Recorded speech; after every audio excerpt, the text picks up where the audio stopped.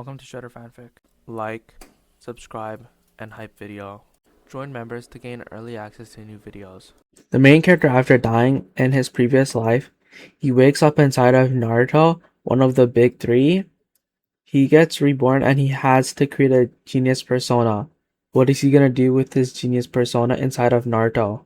This staff accompanied him through countless battles until his strength gradually increased. He could defeat ordinary enemies with his bare hands, but when he encountered a powerful foe, he would directly summon the spirit ape demon king to transform it into the Vajra Ruyi staff. This iron rod was gradually sealed away, more as a memorial. Now, the third Hokage is actually going to hand it over to Shinichi Higashino for use in this situation. Koharu Utatane frowned, seemingly wanting to speak but holding back, while Hamura Mitakado gave the third Hokage a deep look, as if he understood something and ultimately did not object. Yes, third-generation lord. Shinosuke suppressed the turmoil in his heart, accepted the order in a low voice, and instantly disappeared from the high platform. The next moment, he appeared beside Shinichi in the arena, handing him a storage scroll with both hands. Shinichi-kan, Shinosuke's voice, though low through the mask, carried a clear hint of goodwill. This is the weapon the third Hokage used in his youth, the iron cudgel.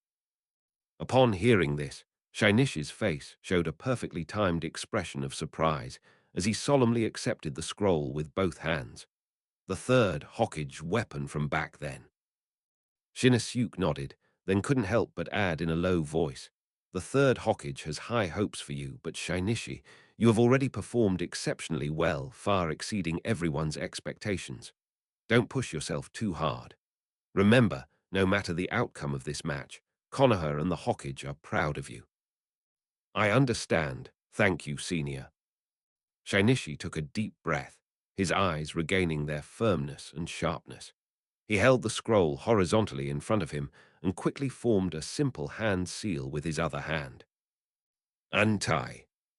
A burst of white smoke revealed a long staff, over 2 meters long, entirely black, with a faint metallic sheen running through its body, slightly thicker at both ends, and with a simple and unadorned design which he held firmly in his hand. It's heavy to the touch, the solid feel brought by the density far exceeding that of ordinary steel is like holding a miniature mountain. The stick is cold, but you can seem to faintly feel its inherent toughness and fierceness after being tempered by the fires of war. Shinichi weighed the iron rod in his hand, flicked his wrist, and the rod drew a smooth arc in the air, producing a deep and pleasant sound of wind breaking. He looked up, first towards the high platform, and then solemnly nodded toward the third Hokage. He then turned to the burly warrior in the center of the arena who was patiently waiting and carrying a halberd. He gripped the iron staff with both hands, one in front and one behind, and assumed a starting stance that combined offense and defense. His aura seemed to become more solid and profound with the acquisition of this heavy weapon, as if he were more closely connected to the ground beneath his feet. "Mr. Isshin, I'm sorry to have kept you waiting." Shinichi's clear voice echoed in the gradually quieting arena. "Let's continue." "Interesting lad," Isshin laughed loudly, swinging his halberd from his shoulder, the blade pointing at Shinichi. "Then let's go." Before he finished speaking, another wave of air exploded beneath his feet. His burly body dragged the heavy halberd, and like an ancient ferocious beast charging forward, he charged towards Shinichi once again with a violent aura that could crush everything. Jenny's gaze was calm and composed. He neither flinched nor dodged, his feet firmly planted on the ground as he held the iron rod horizontally in front of him. Thump! The next moment, the crescent blade of the halberd and the shaft of the iron rod once again engaged in a clash of ultimate power and mass, devoid of any fancy moves.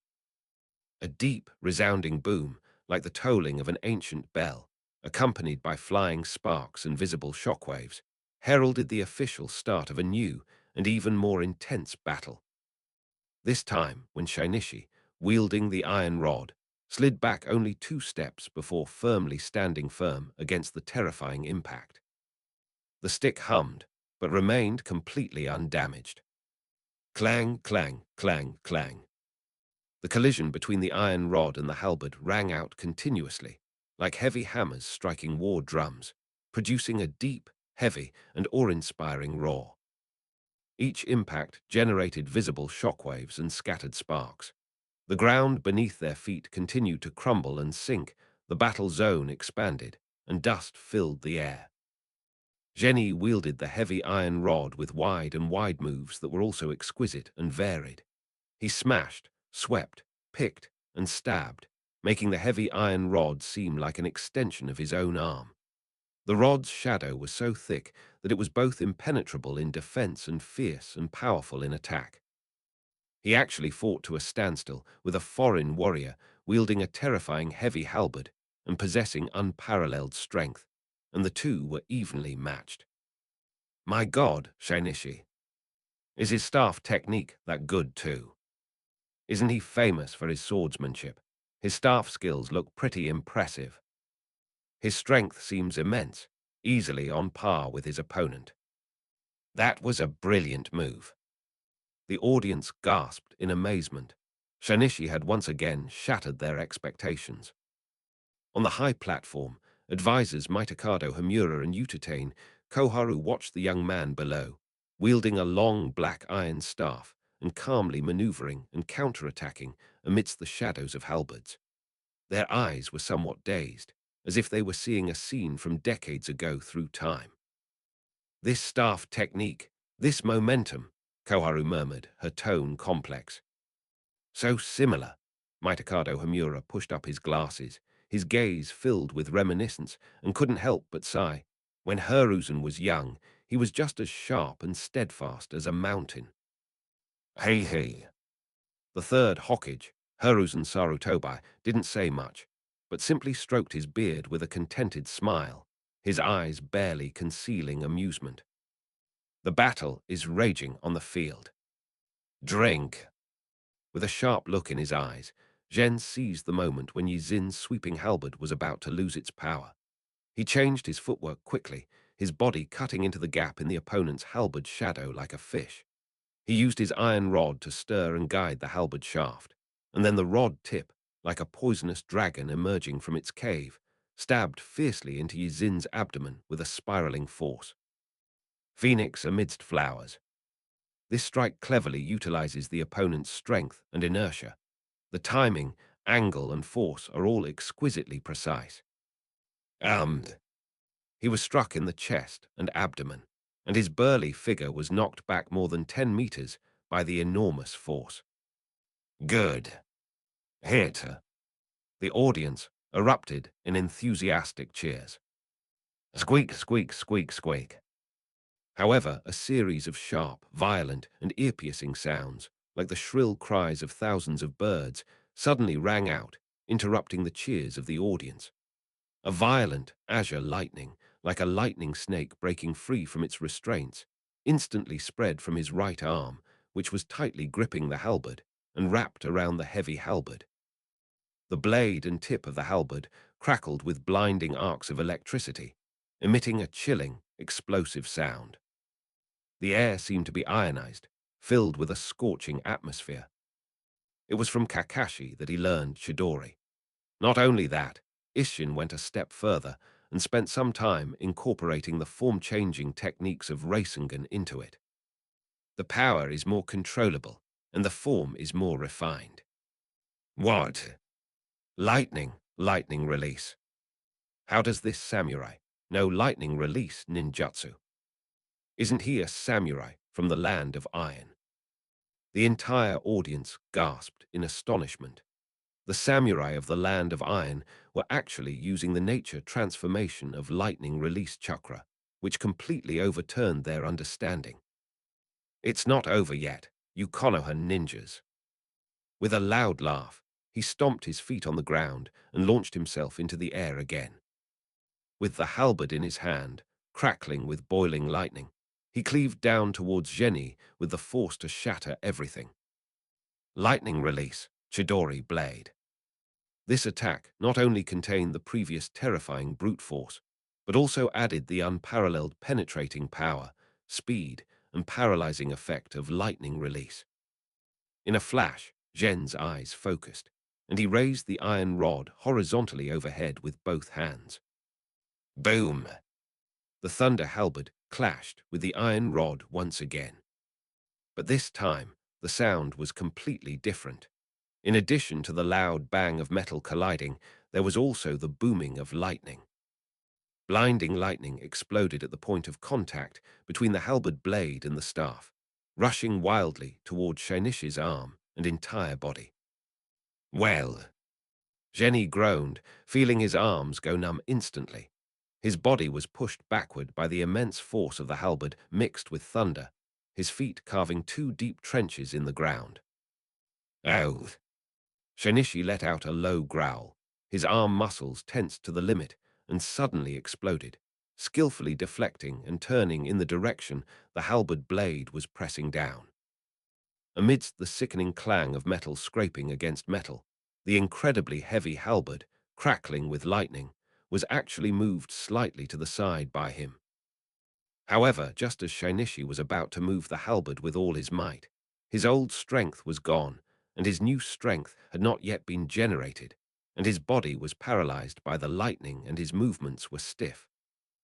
Ishin's left leg, which shot up like a battle axe, seized the fleeting opening and delivered a solid, unadorned kick to Shainishi's abdomen, which was tilted forward due to the force of the kick. Bang!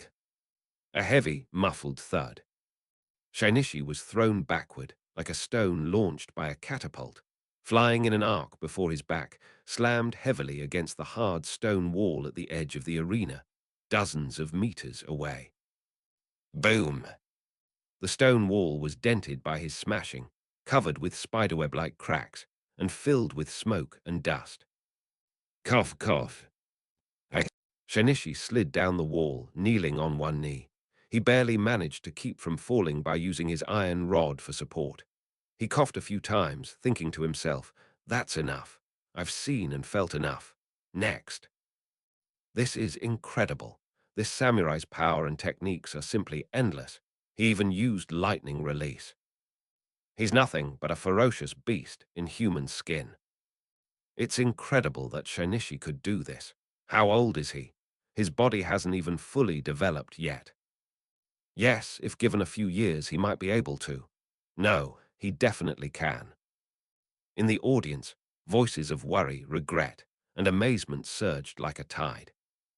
Many people have already realized that although Shinichi is exceptionally talented and his skills are amazing, he is ultimately at a disadvantage in the face of absolute strength, physique, and the opponent's endless stream of strange abilities. The difference in their physical abilities is particularly obvious at this moment. But it wasn't really Jenny's fault. It was just that the child was too young. He's only 10 years old. He hasn't even reached puberty yet. Boom! Just as the audience was discussing among themselves, the samurai present did not waste any words. He exerted force with his feet again, and his burly body, like a giant beast from the barbaric era, charged towards Shinichi again with a suffocating sense of oppression. The heavy footsteps, like war drums, struck the hearts of everyone, eliciting another gasp. Facing the enemy charging forward again in a frenzy, Shinichi took a deep breath, his right hand forming a sword shape with his fingers together, and a blood-red flame suddenly ignited on his fingertip. The flame wasn't large, but it was terrifyingly solid, with a deep, dark red center that emitted a scorching heat that caused the air around his fingertips to distort slightly. Chapter 113, I would call you the strongest. Chapter 113, I would call you the strongest. 1616. The next moment, Shinichi swung his hand sharply at Ishin, who was charging towards him. Boom! The tiny crimson dot at the fingertip, the moment it left the hand, was like igniting an invisible sea of oil in the air, expanding and spreading in an instant, transforming into a surging, crimson wave of flames several meters high and over 30 meters wide. The flames were incredibly solid, like a tide of lava, roaring with an intense heat that could burn everything in its path. What is this? Fire release. When were the hand seals formed? Did you see them? He didn't use any hand seals. How did he release it?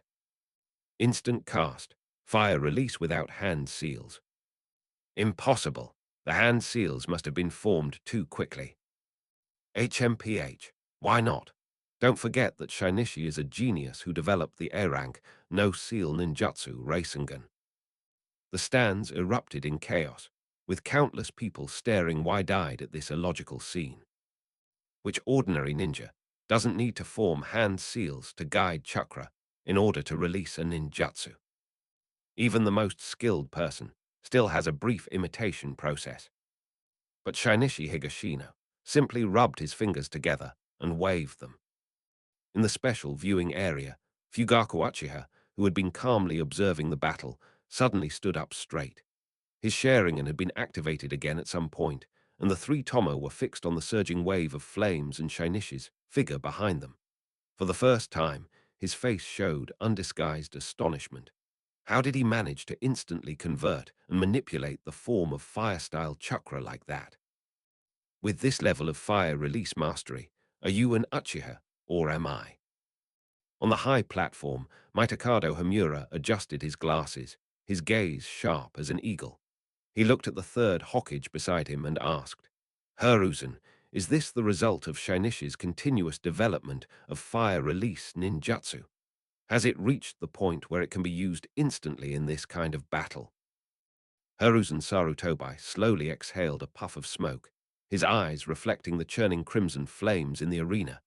He nodded and said in a deep voice, This move, which he calls Dark Strike, abandons the difficulty of simultaneously changing the ultimate form and nature, focusing instead on shaping and throwing fire attribute chakra in a highly stable form, pursuing no hand seals, speed, and practicality. Looking at the blazing flames that were almost engulfing half the area, Koharu, the advisor, couldn't help but show a hint of amazement on her usually stern face. This child's talent and execution in developing ninjutsu are truly. She couldn't find the right words for a moment, and finally let out a gasp of surprise. In the arena, facing the sudden and surging wave of flames, Isshin, in his charging state, seemed to show a hint of surprise, but it was quickly replaced by even stronger excitement. Well done. With a wild laugh, he neither dodged nor evaded, but raised the heavy halberd in his hand high. He instantly poured his immense chakra into the halberd and fiercely slashed it vertically towards the surging sea of fire in front of him. A loud crash. A massive, solid, and visible crescent-shaped blade of energy slashed out from the halberd, forcefully splitting a huge gap in the lava-like wave of fire, causing the scorching flames to surge to both sides. However, just as the fire wave was split open, and the scorching air currents rolled to both sides, a deep, violent, and terrifying energy, seemingly containing endless molten lava and fury, surged into the sky from behind the wave of fire, with a muffled roar like the earth's veins, carrying a scorching will to burn everything. Suddenly, Shinichi's figure leaped into the air, and with his right hand outstretched, a huge energy sphere as red as lava took shape. Inside the sphere, endless flames, visible to the naked eye, are spinning, condensing, compressing, and surging wildly in the manner unique to the Rasengan. The terrifyingly high temperature caused the air around the sphere to violently distort and boil, emitting a blinding light like a miniature sun and a radiant heat wave that burned the skin. Fire release Hao Yan Rasengan. This is Shinichi's Rasengan. The color is wrong. This isn't how the Rasengan is supposed to look. It's fire. He's infused fire-style chakra into the Rasengan. How did he manage to control such a violent amount of chakra? Shinichi actually managed to do that. The gasps from the stands instantly turned into horrified screams. Many ninjas who had seen or heard of the Rasengan, an A-rank ninjutsu without a hand seal, stared wide-eyed in disbelief. They recognized the unique rotating and compressed chakra energy ball, but the intense and violent fire attribute chakra completely overturned their understanding of this technique. In the arena, Shinichi, who had leaped into the air, had a sharp look in his eyes, locking onto Isshin below, who had just split the wave of fire and seemed to be slightly sluggish due to the sudden threat of intense heat. Without the slightest hesitation, he forcefully pushed the dangerous and violent crimson energy ball in his hand, which symbolized the fusion of the ultimate fire release nature transformation and the Rasengan form transformation downwards.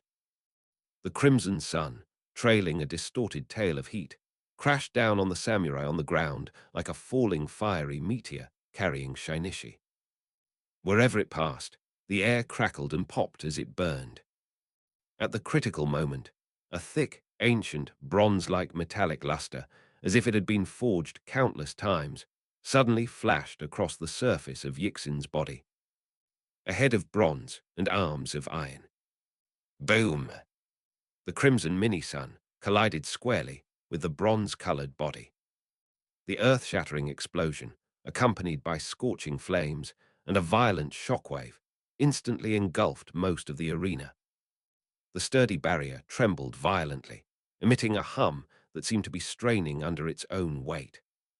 All the audience members were forced to squint or raise their hands to shield their eyes by the blinding light, and all they could hear was the destructive roar. Bang! On the high platform, the third Hokage paused, his pipe still, a deep worry flashing in his eyes. He was concerned that Shinichi's hand might be injured, and also worried that the person who had entrusted him with this ninjutsu, whose power far exceeded expectations, might not.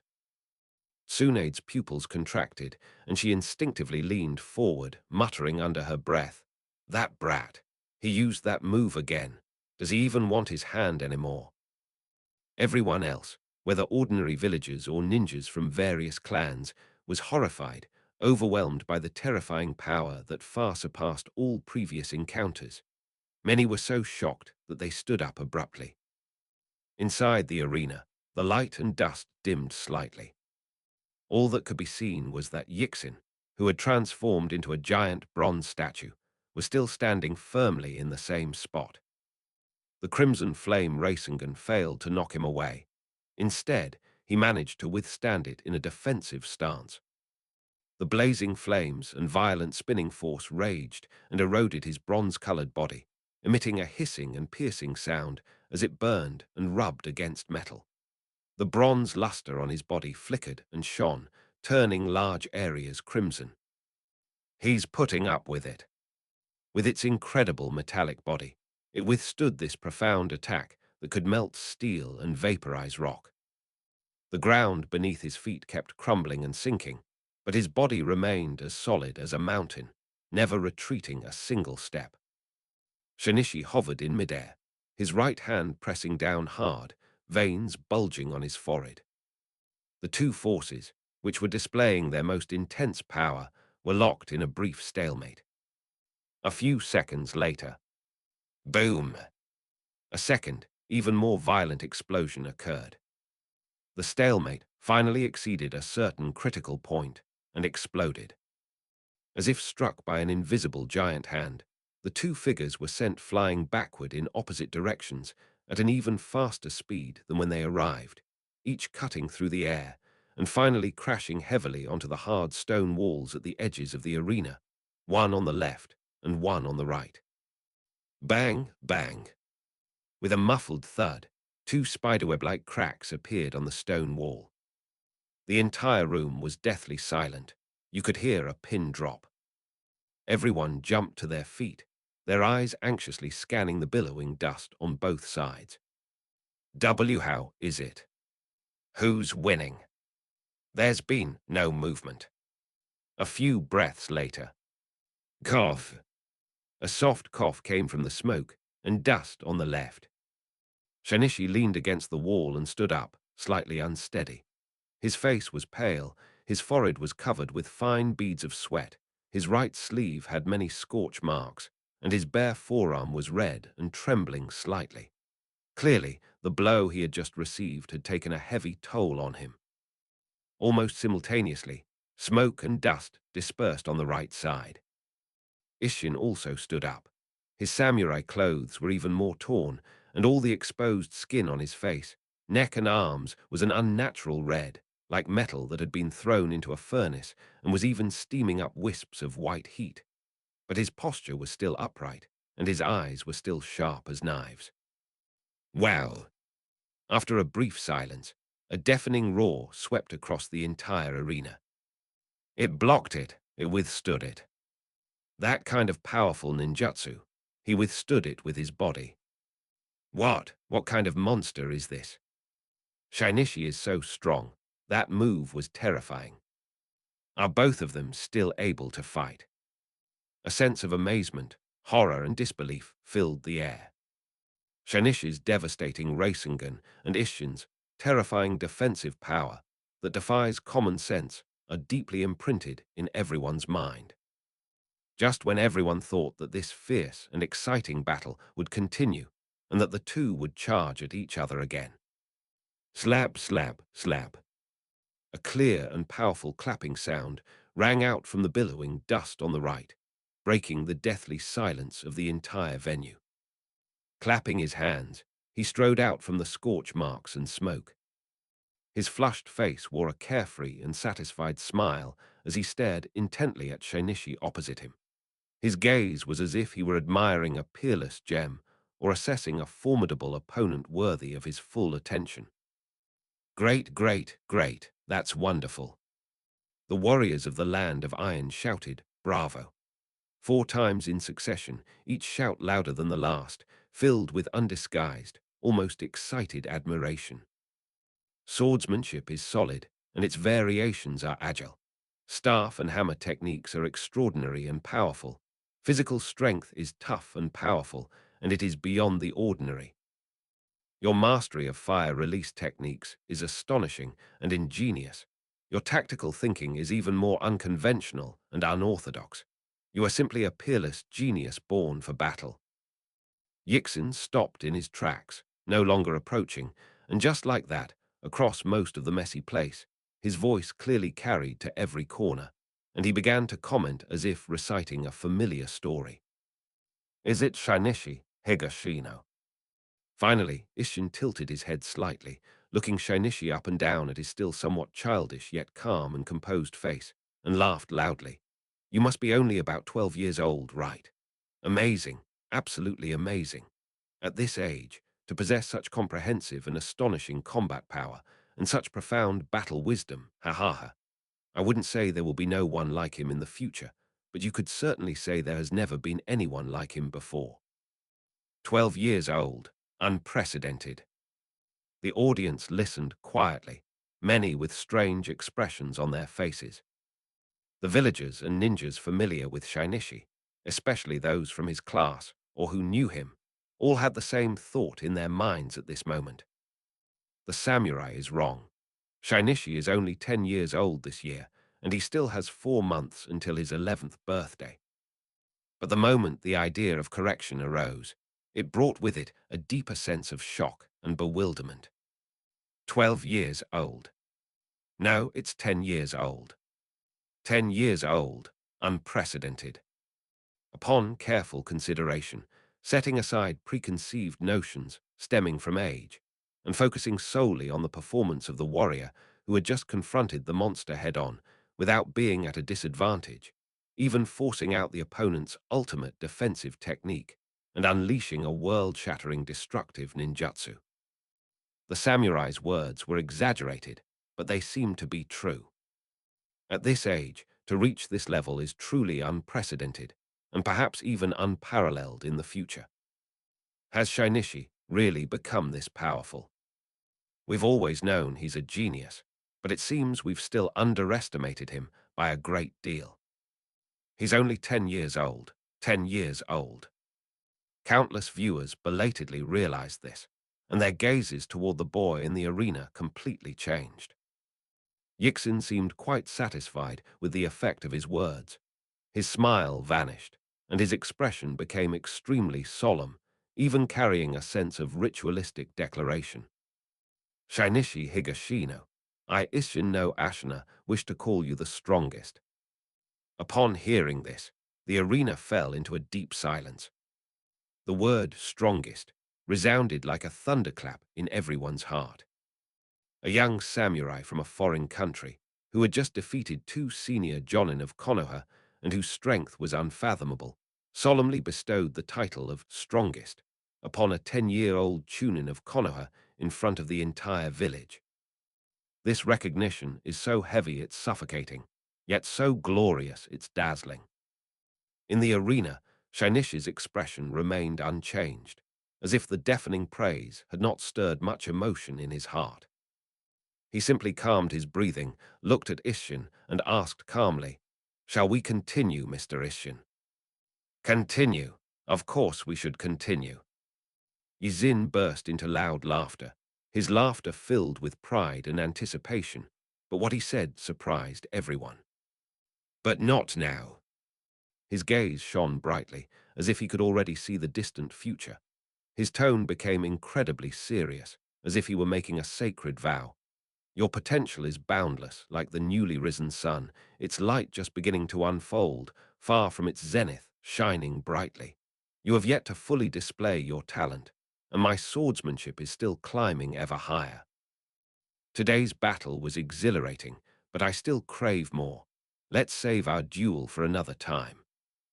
When I reach the pinnacle of the Iron Country, achieve the ultimate in swordsmanship, and become the strongest in the Iron Country." Ishin's voice suddenly rose, filled with the determination to sever everything and the ambition to challenge the world. "When you have undergone trials and tribulations and shine with unparalleled brilliance, becoming the strongest in the land of fire. Let's return to Konoha, or perhaps to the snowy peaks of the land of iron, and settle this once more. When that time comes, we'll use all our strength to decide." With each word spoken clearly and deliberately, his voice echoed across the silent arena. "Who is the strongest ninja in the world today? Who is the strongest ninja in the world today?" Upon hearing this, everyone in the arena fell into deep silence and shock. The words spoken by this warrior from the land of iron were extremely arrogant, even conceited. But looking at his resolute and confident face and his convincing aura, for some reason, everyone felt that he was qualified to say that.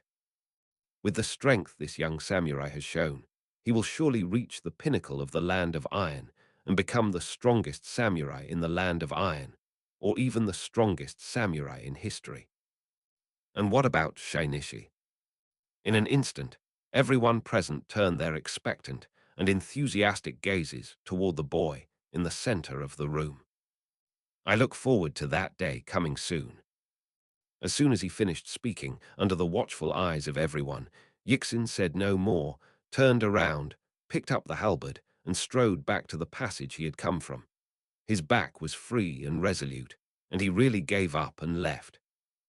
All that remained were a stunned audience and a black-haired boy standing amidst the ruins, still warm from the battle. After a brief silence and bewilderment, the arena seemed to be a powder keg that had been ignited. "Shinichi, Shinichi, Shinichi. That's awesome, Shinichi. You are our pride. The strongest ninja in the future."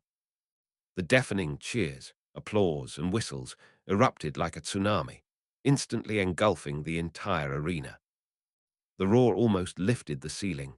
Countless people waved their arms excitedly, their faces flushed, expressing all their shock, pride, and their ecstasy was poured into shouting at the boy in the arena. "That's amazing. Shinichi is incredible." Kurenai jumped up excitedly, grabbing Shizun's hand tightly.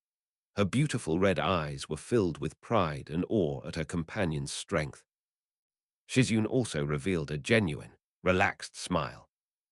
Although the outcome was not the overwhelming victory she had predicted, it was still remarkable that she had fought to such an unfathomable and formidable enemy, to such an extent that the two sides had reached a draw. They even received the other party's strongest recognition and a serious invitation for the future. This in itself is an unimaginable victory. She watched the figure in the arena begin to nod slightly to the audience, and her heart was filled with pride. Memories of those 3 years at the Ninja Academy involuntarily surfaced in my mind. They were desk mates back then. Every morning, as she walked to the school gate with her school bag, she would subconsciously glance towards the playground, because there was always a boy there carrying an enormous rock, running laps around the track. I didn't understand mute back then. Imagine someone carrying such a large and heavy load, running so many laps, with no one watching or checking, and possibly even being ridiculed by others. Why did he do it? Even if you're training your physical fitness, is it really necessary to carry such a big rock? The same at noon. As soon as the lunch break bell rang, the classroom erupted like a beehive. Some students ran to the playground to play and frolic, some crowded in the shade of the corridor to chat and eat snacks, and some took a nap at their desks. Jingyin and a few other girls gathered by the window, their lunchboxes spread out on the table, chattering about which class and who had what. But as she ate, her eyes would always drift out the window. Because under the cherry blossom tree on the playground, her desk mate, Shinichi Higashino, would always appear there on time, holding a sword and swinging it at the air. He was there when the spring snow had just melted and the cherry blossoms were about to bloom. He was there when the summer sun shone so brightly that the leaves curled up. The cherry blossoms have all fallen in autumn, leaving only bare branches, but he is still there. The winter wind strung his face, yet he remained there amidst the swirling snow. Occasionally, other students would pass by, stop to take a look, and whisper among themselves, "Isn't that Shinichi Higashino from class 2? He does this every day at noon. Aren't you tired?" Who knows? Shinichi never explained. He simply swung the sword again and again, treating the noisy lunch break as his own personal training. Mute still didn't understand at that time. She just felt that there was something strange about this classmate. He was not in a hurry, not flustered, and did not try to prove anything to anyone. When others praised him as a genius, he would just smile politely. When others questioned him, he was not in a hurry to refute them. Like that stone, that sword, he carried it on his back. He wielded it. 3 years. More than 1,000 mornings and nights. Today, as Shizune stood by the arena with 100,000 people, looking at the boy in the arena, she suddenly understood. He's just doing the same thing, doing what he thinks he should do from the age of 6 until now, and he'll continue to do it. HMPH, not bad at all. Tsunade crossed her arms, a slight smile playing on her lips. She glanced at the two girls beside her, one excited and the other deep in thought, and deliberately put on a stern face. "See the difference. You two, from today onwards, you must keep working hard. Don't let that kid leave you too far behind." "Yes, Tsunade-sensei." Kurenai Yuhai immediately straightened up and answered loudly, her eyes burning with even stronger fighting spirit. "Clear." Shizune quickly snapped out of her daze and responded loudly. On the high platform, the third Hokage, Hiruzen Sarutobi, gently stroked his chin, the fine wrinkles on his face seeming to have smoothed out, and his eyes were filled with undisguised satisfaction and pride. This competition, full of twists and turns, ended in a way that far exceeded his best expectations. Not only did they save face for the village and earn a generous reward, but they also made a brilliant new star in Konoha win the recognition of the entire village and the respect of a powerful opponent in the most shocking way. Beside her, Koharu, the dorm advisor known for her seriousness and strictness, had a rare smile on her usually stern face. The smile was filled with relief, amazement, and a complex mix of emotions. Koharu Utatane turned her head and whispered to the third Hokage, "Hiruzen, now I understand why you value Shinichi so much, even to the point of spoiling him." She recalled that over the past few years, The third Hokage had almost always granted Shainishi's requests. He granted special permission for the shadow clone technique, opened the ninjutsu library, allowed early graduation, arranged for Maruboshi Kasuke to be his teammate and protect him, arranged for the Monkey King to guide his training and even form a contract with him, and tacitly approved his development of dangerous ninjutsu, thus fully supporting his treatment even after he was seriously injured. Even when choosing a mentor for this child, Hiruzen deliberated for a long time and discussed it with her and En many times. In the end, he decided on Minato and planned to have him serve as the child's mentor. At that time, Tsunade, who had been depressed and indifferent to the outside world since the last Shinobi World War and even abandoned her ninja duties, suddenly jumped out, which made Hiruzen change the choice at the last minute. Regardless, Hiruzen's trust and devotion even surpassed that for his own son, Asuma. Koharu Utatane had privately expressed her dissatisfaction with this, believing that Hiruzen was being too biased and indulgent. This child's talent and maturity, his growth rate, have far exceeded our initial assessment. Koharu Utatane looked at the boy calmly accepting the cheers of the crowd in the arena, her tone complex. What's even more remarkable is that this child isn't a reckless brute who blindly pursues strength. He has his own path and his own way of thinking, and he knows how to treat his companions kindly, care for his fellow villagers, and has the courage to stand up and defend the village's dignity in crucial moments. He can also remain calm in the face of praise from powerful enemies. This character, coupled with this talent. Koharu Utatane paused, then finally sighed softly. Her sigh held no trace of discontent, only approval and expectation. You did the right thing, Hiruzen. The investment and training we put in him, in retrospect, may have been one of the wisest decisions we made for Konoha's future. In the coming turmoil, he may become a crucial cornerstone for stabilizing the situation. After speaking, Koharu turned her gaze back to the field, looking at the calm-looking boy who naturally evoked goodwill in everyone. My thoughts drifted back to that summer morning 4 years ago. That morning she left home and passed by the Ninja Academy. It was still early, and there weren't many people on the street. From a distance, she saw a few people gathered at the school gate, but she didn't pay much attention. However, out of the corner of her eye, she noticed something moving.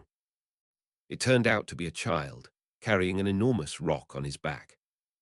The rock was so big that it seemed absurd at first glance. It pressed down on the child's back like a heavy mountain, and the rope cut deep into his shoulders, tearing his clothes. There were several parents dropping off their children at the school gate, as well as 2 villagers who were passing by. They stopped there and whispered to each other. "What are you carrying on your back? Is it a rock? This piece is so big, it's really too much of a mess. This child does this every morning. I've seen it several times now. What's the point? She's so young, don't ruin her health." Who can argue with that? Eh, The child did not turn around despite the crowd's comments. He neither slowed down nor sped up, but ran steadily, as resilient as a reef eroded by the waves. Zairochan, who was turning over to the dormitory, stood there watching the child walk into the school gate. His back was completely blocked by the huge rock, and only 2 thin legs could be barely seen, step by step, steadily stepping on the road. Later, she learned that the child's name was Shinichi Higashina, the same restless and unruly child she had mentioned on the first day of school. Mitakado Hamura adjusted his glasses, his gaze behind the lenses also filled with admiration.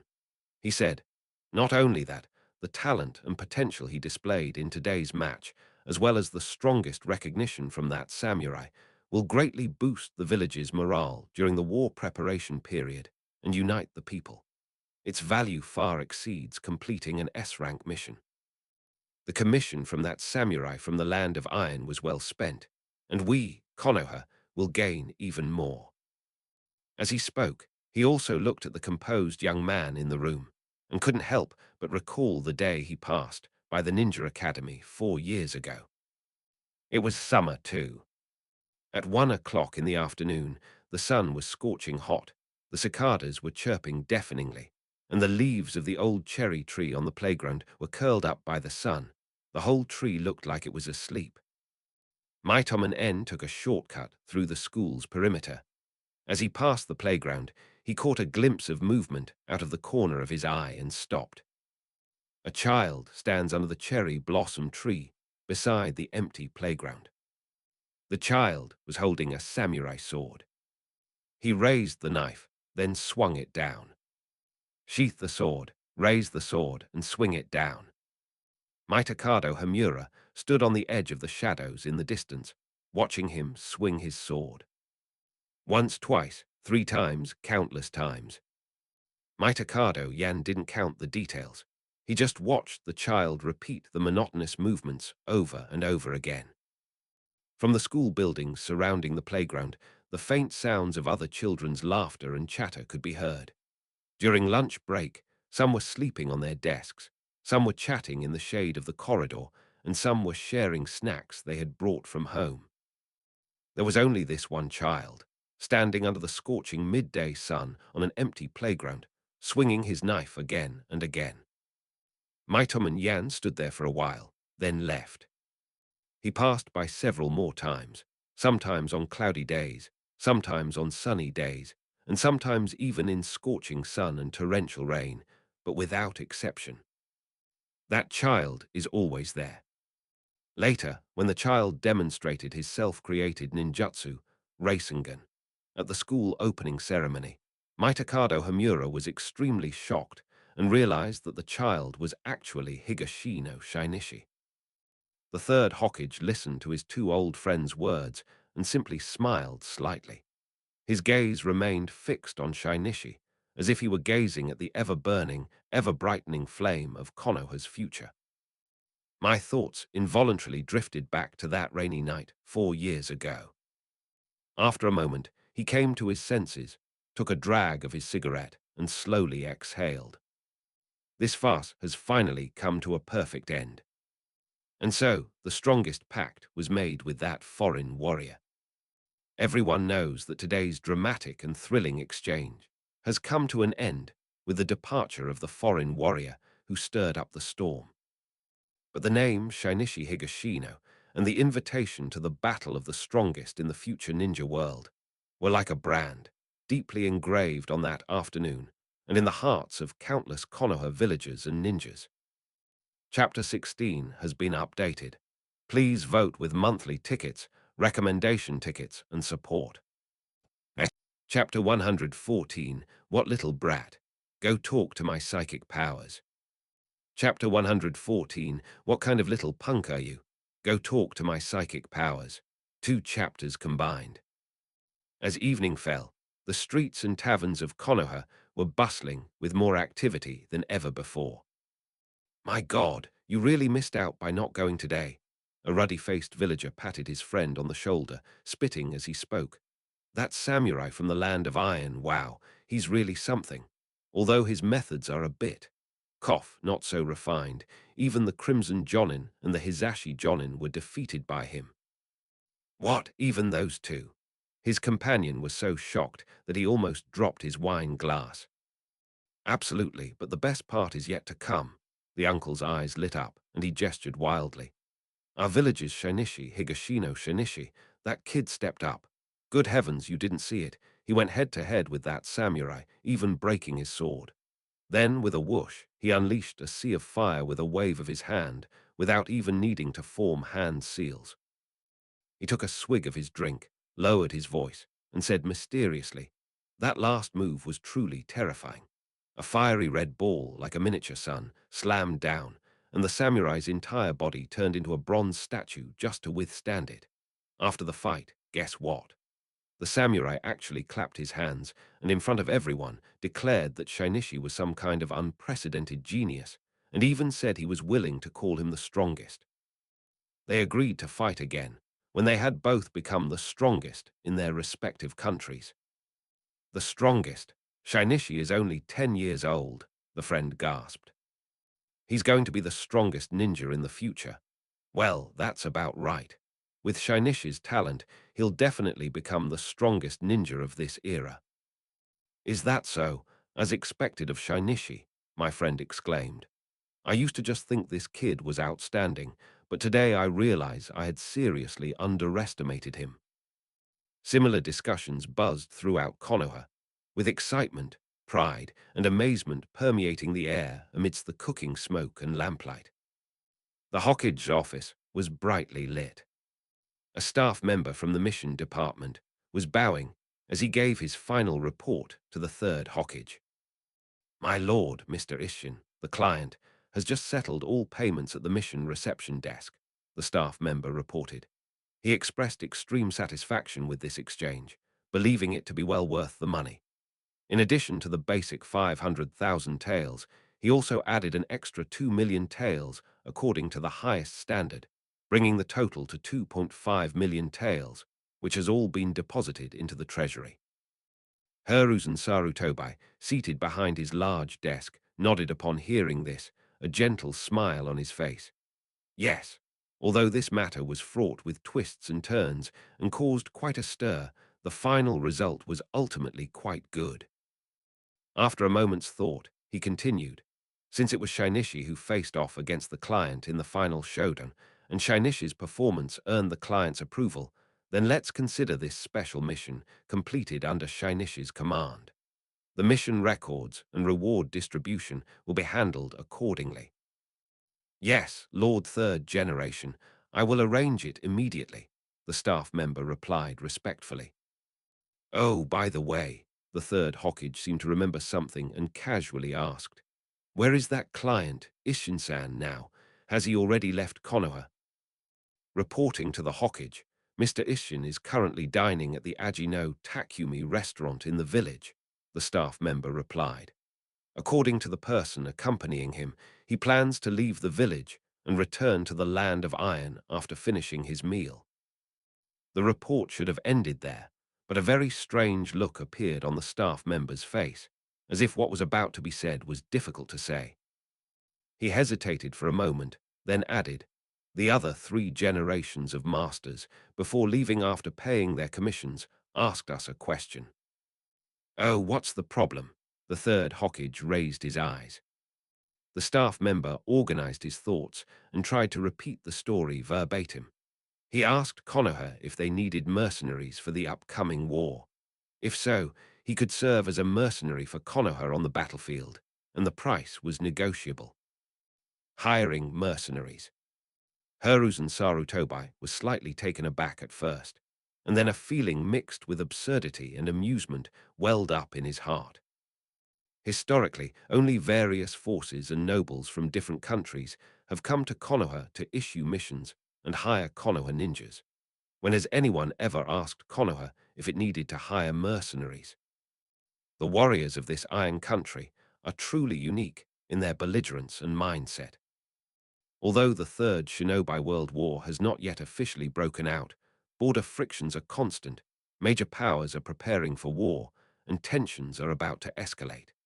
This is a reality that anyone with eyes can see, so it is not entirely unfounded for the other side to raise this issue at this time. The third Hokage pondered for a moment, then gently tapped the table and instructed the staff, please convey my gratitude to Mr. Ishin for his generous payment and my admiration for his formidable strength.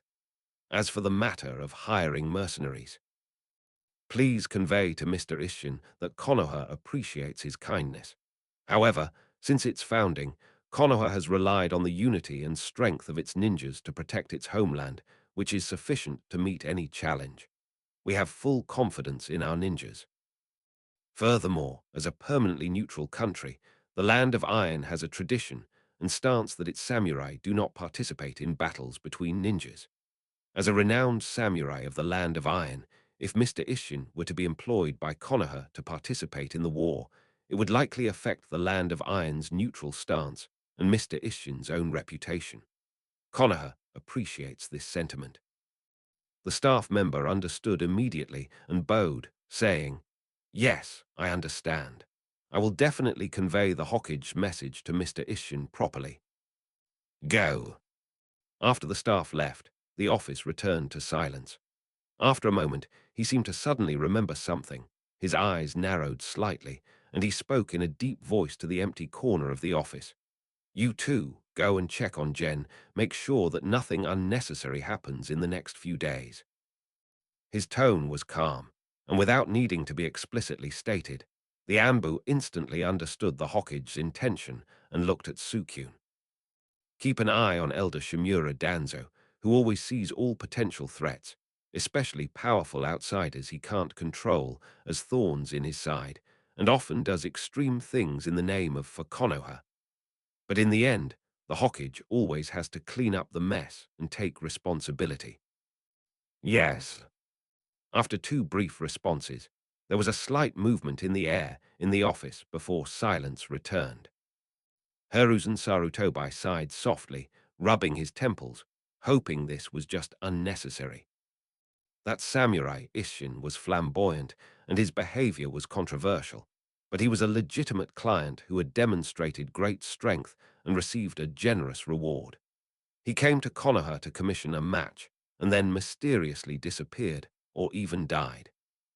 This will inevitably attract huge criticism.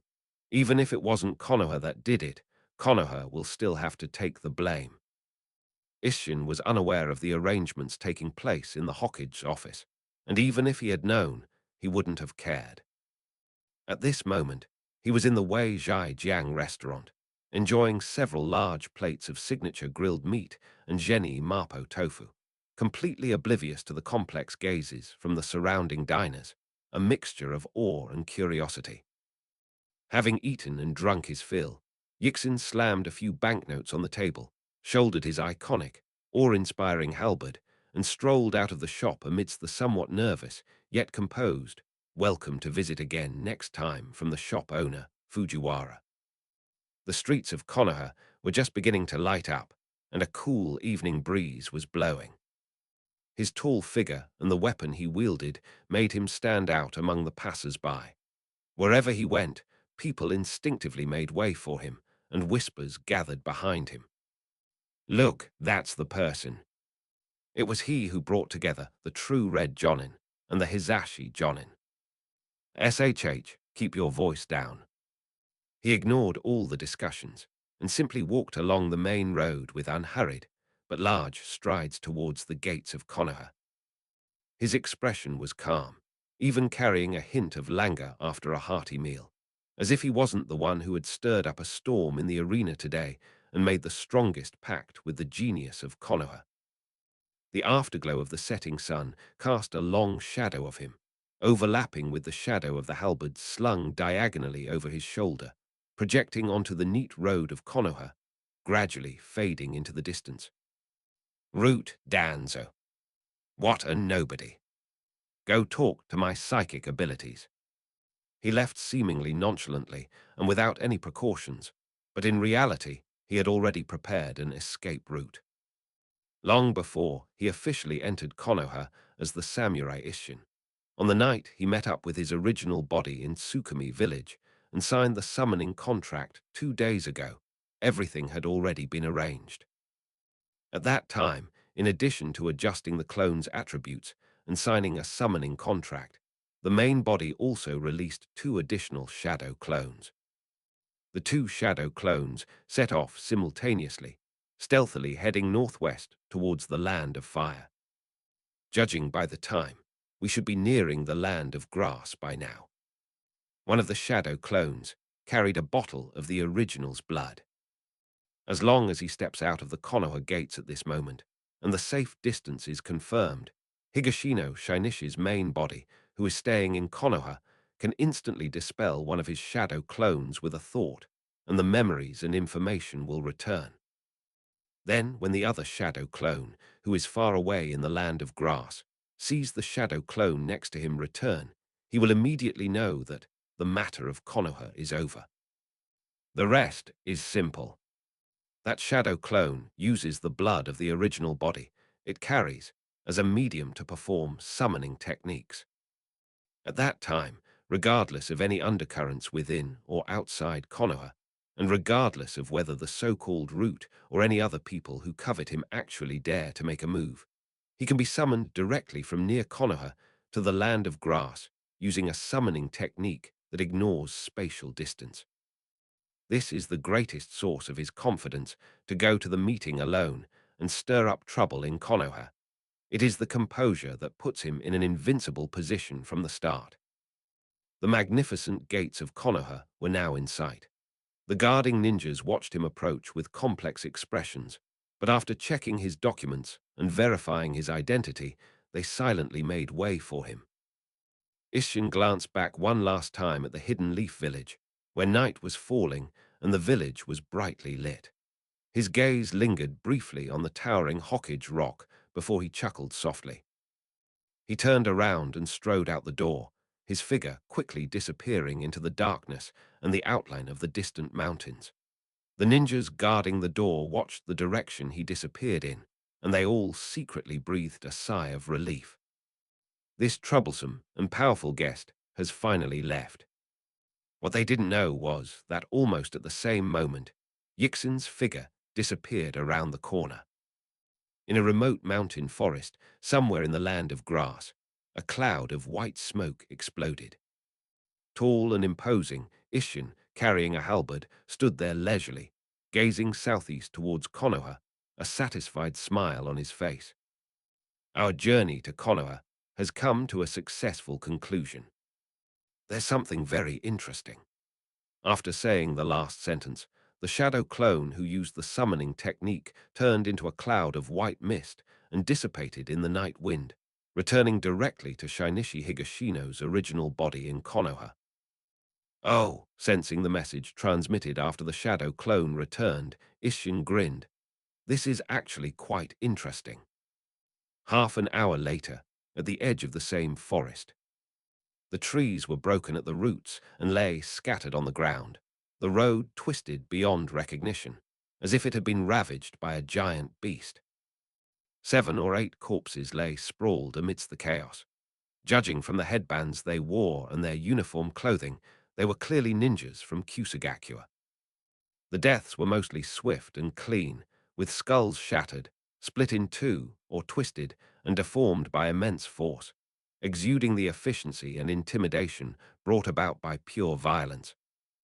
Yizin sat on a relatively clean rock, his halberd stuck diagonally in the ground beside him, the blade still stained with some fresh blood.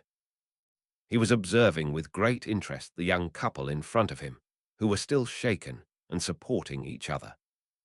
Both of them had striking blood-red hair and were around 20 years old. The man was slightly thin, wore round black-rimmed glasses, had a pale face and a scholarly air. At this moment, his eyes were filled with lingering fear and vigilance, but he tried his best to remain calm. The woman nestled beside him, her hair also ablaze with red, and her eyes as red as rubies, mirroring her hair color. She looked uneasily at Isshin, then couldn't help glancing at the corpses of the grass ninja, her body trembling slightly. "Thank you so much for saving us, sir." The man composed himself, took his wife's hand, and bowed deeply to the burly warrior on the rock. His voice trembled with the shock of surviving a close call. The woman also bowed her head in thanks, her voice barely audible. Isshin hummed in response, his gaze sweeping over their striking red hair before asking directly, "Why did the people of Kusagakure capture you two?" Although he said that, he already had a general idea in his mind. The young man and woman exchanged a glance, a struggle flashing in their eyes. Finally, the man stepped forward and decided to tell the truth. "My lord, we are the remnants of the Uzumaki clan. My name is Uzumaki Dasaku, and this is my wife, Uzumaki Kicho." After the destruction of the land of whirlpools, the young children wandered around with their surviving clansmen, enduring hardships until they finally arrived in the relatively remote border region of the land of grass a few years ago, where they settled down under assumed names. The two relied on each other and ran a small clinic to make a living. Dasaku inherited some knowledge of medical ninjutsu and herbs from the Yu clan and gradually gained a small reputation in the area, while his wife, Kicho, served as his assistant and managed the clinic.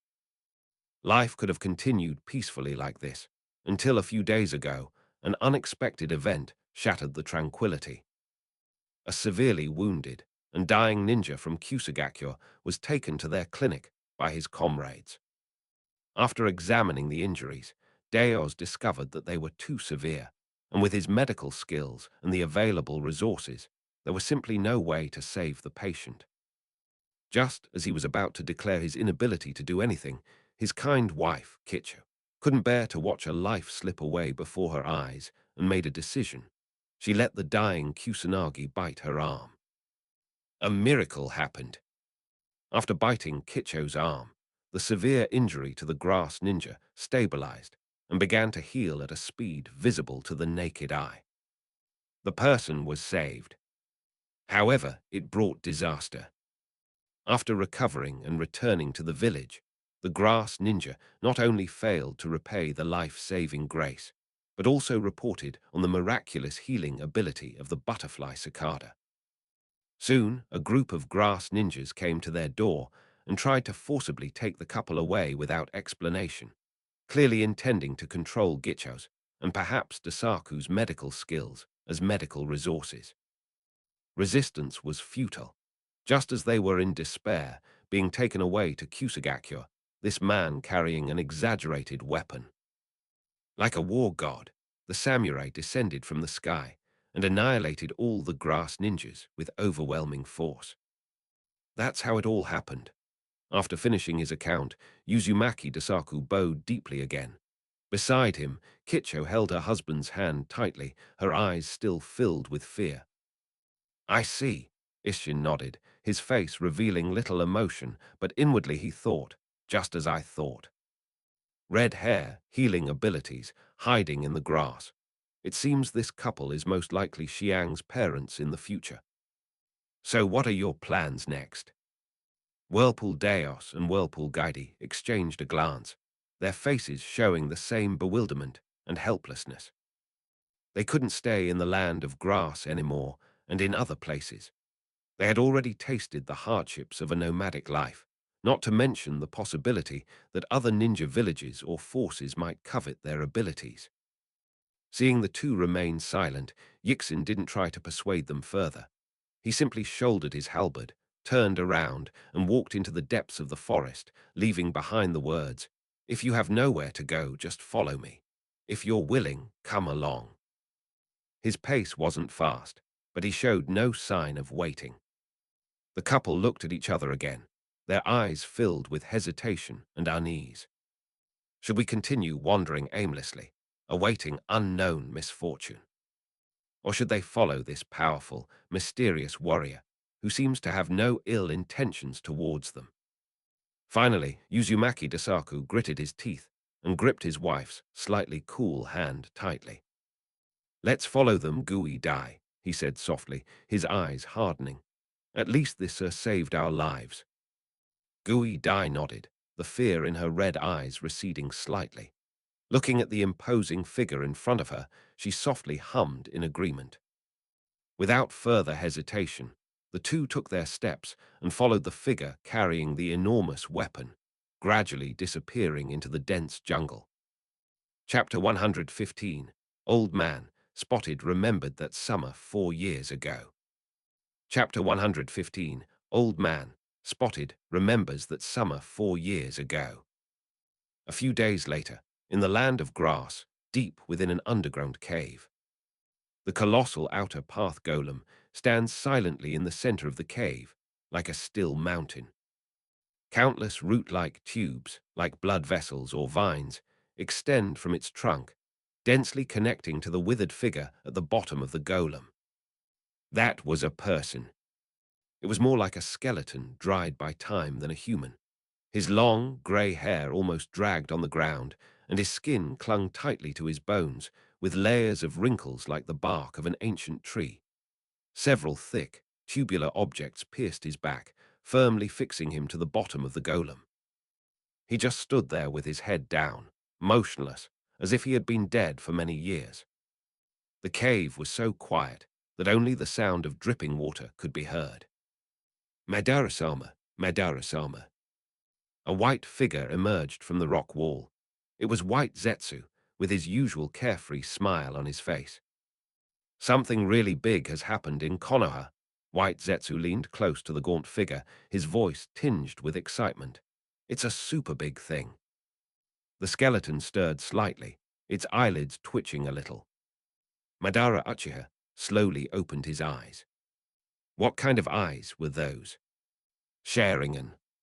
But the scarlet, eerie Sharingan revealed a deep sense of age and turbidity, as if all its luster had been worn away by the years. However, beneath that murky surface, one can still vaguely glimpse the shadow of that man who once dominated the ninja world. What is it? Is war about to break out again? The thought crossed Madara Uchiha's mind, but White Zetsu's answer took him by surprise. It's Shinichi Higashino.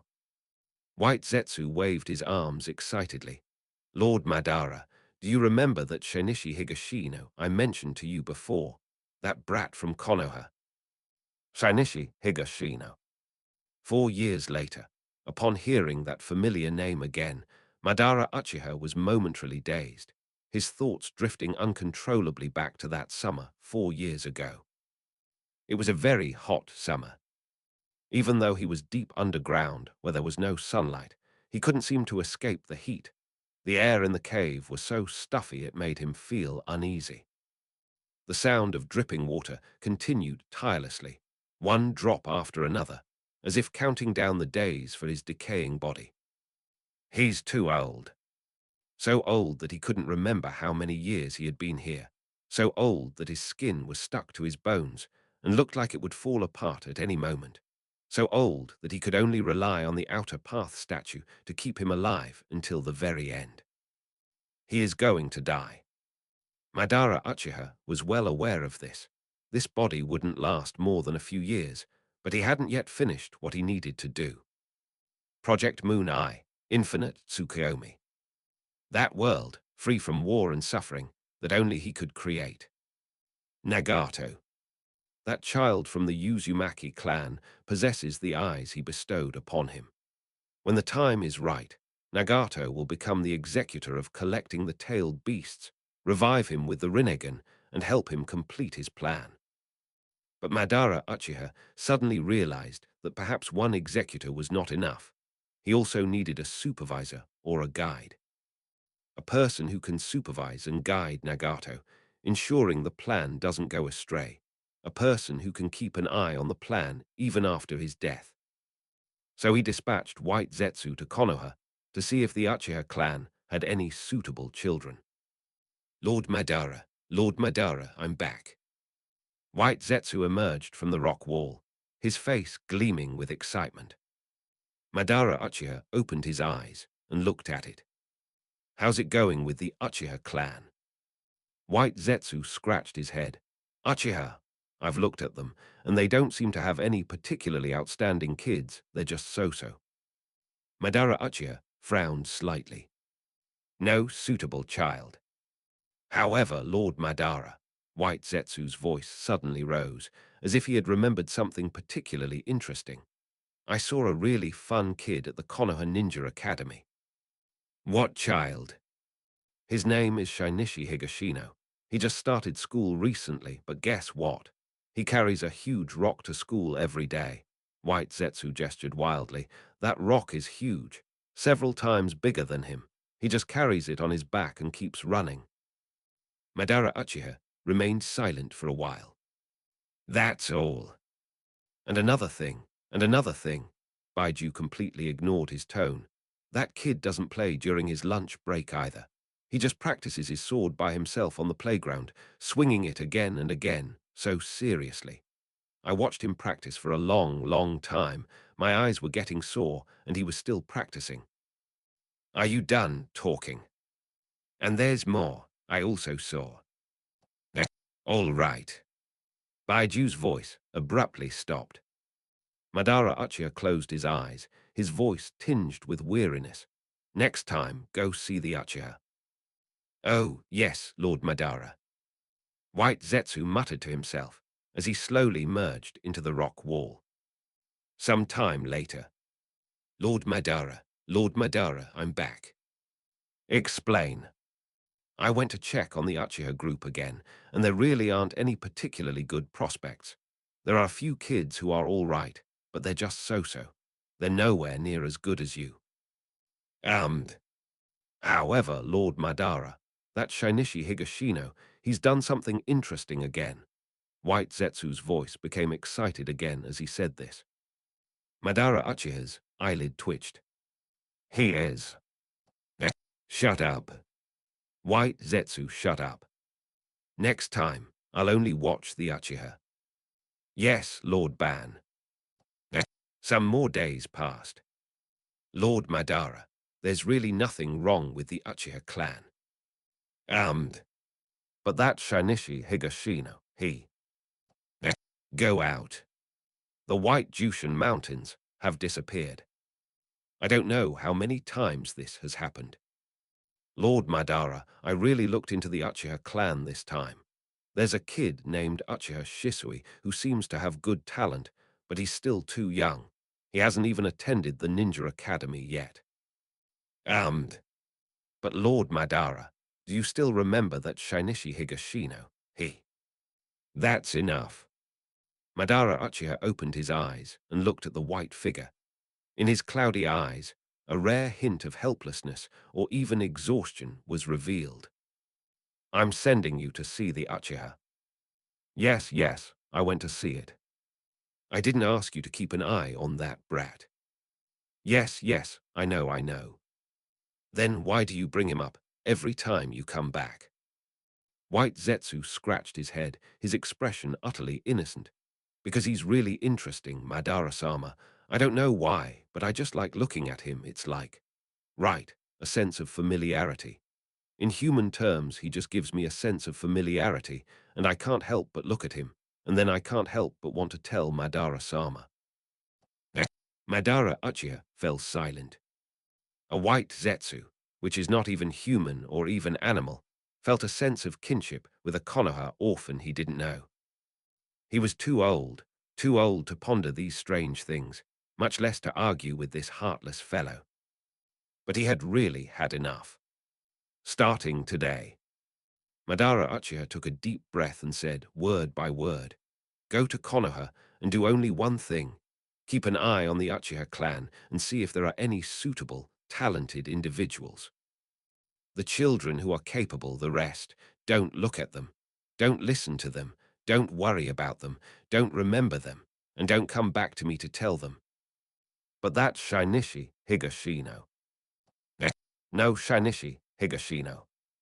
White Zetsu opened his mouth as if to say something, but seeing Madara Uchiha's aged yet undeniable face, he ultimately kept his mouth shut. Yes, Lord Ban. White Zetsu slowly blended into the rock wall and disappeared. Shinichi Higashino.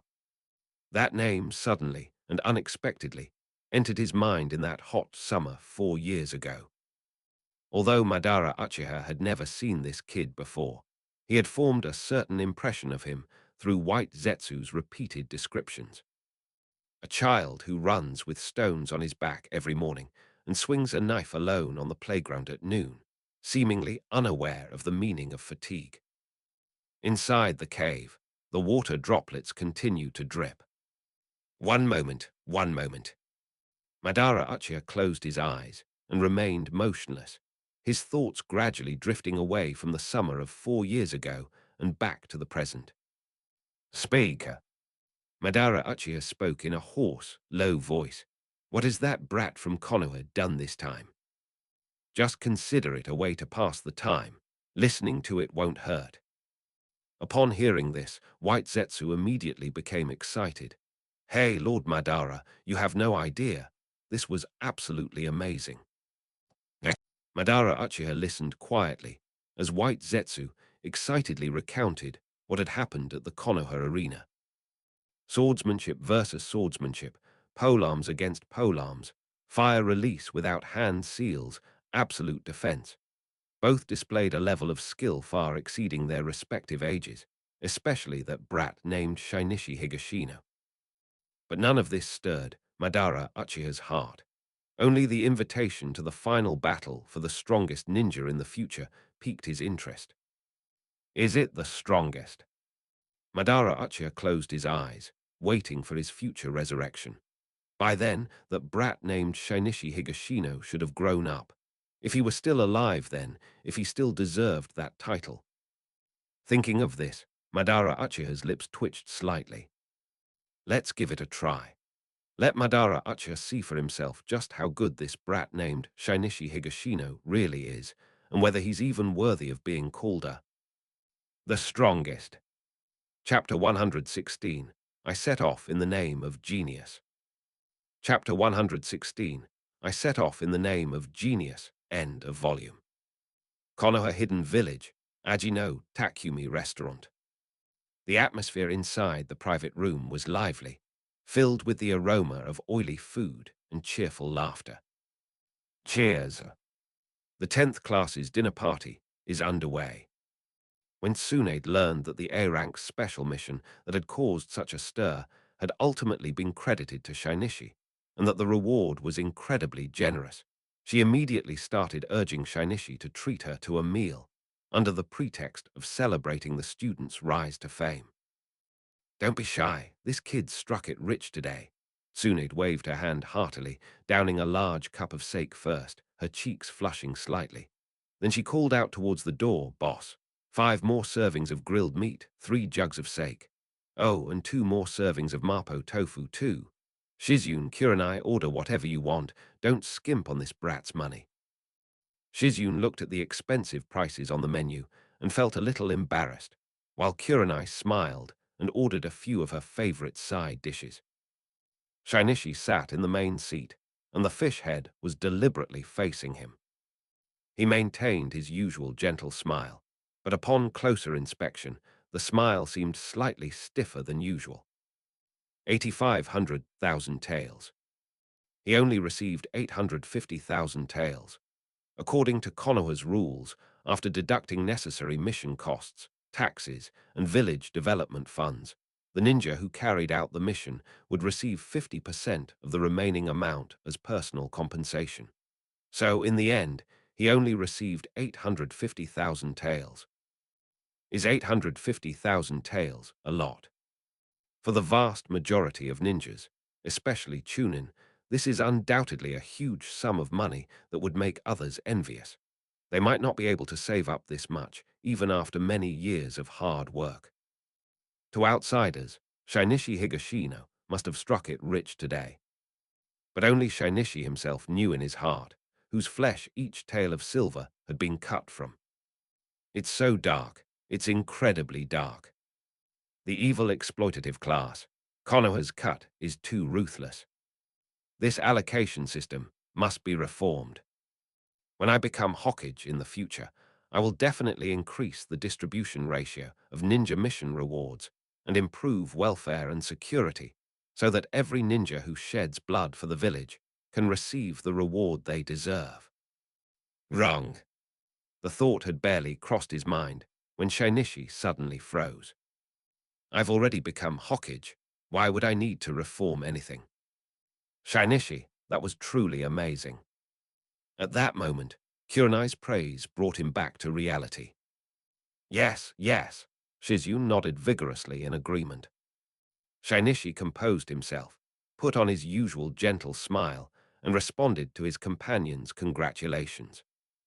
That night, after the noise subsided, Genie was alone in his room when a thought stirred within him, and his personal panel quietly appeared in his field of vision.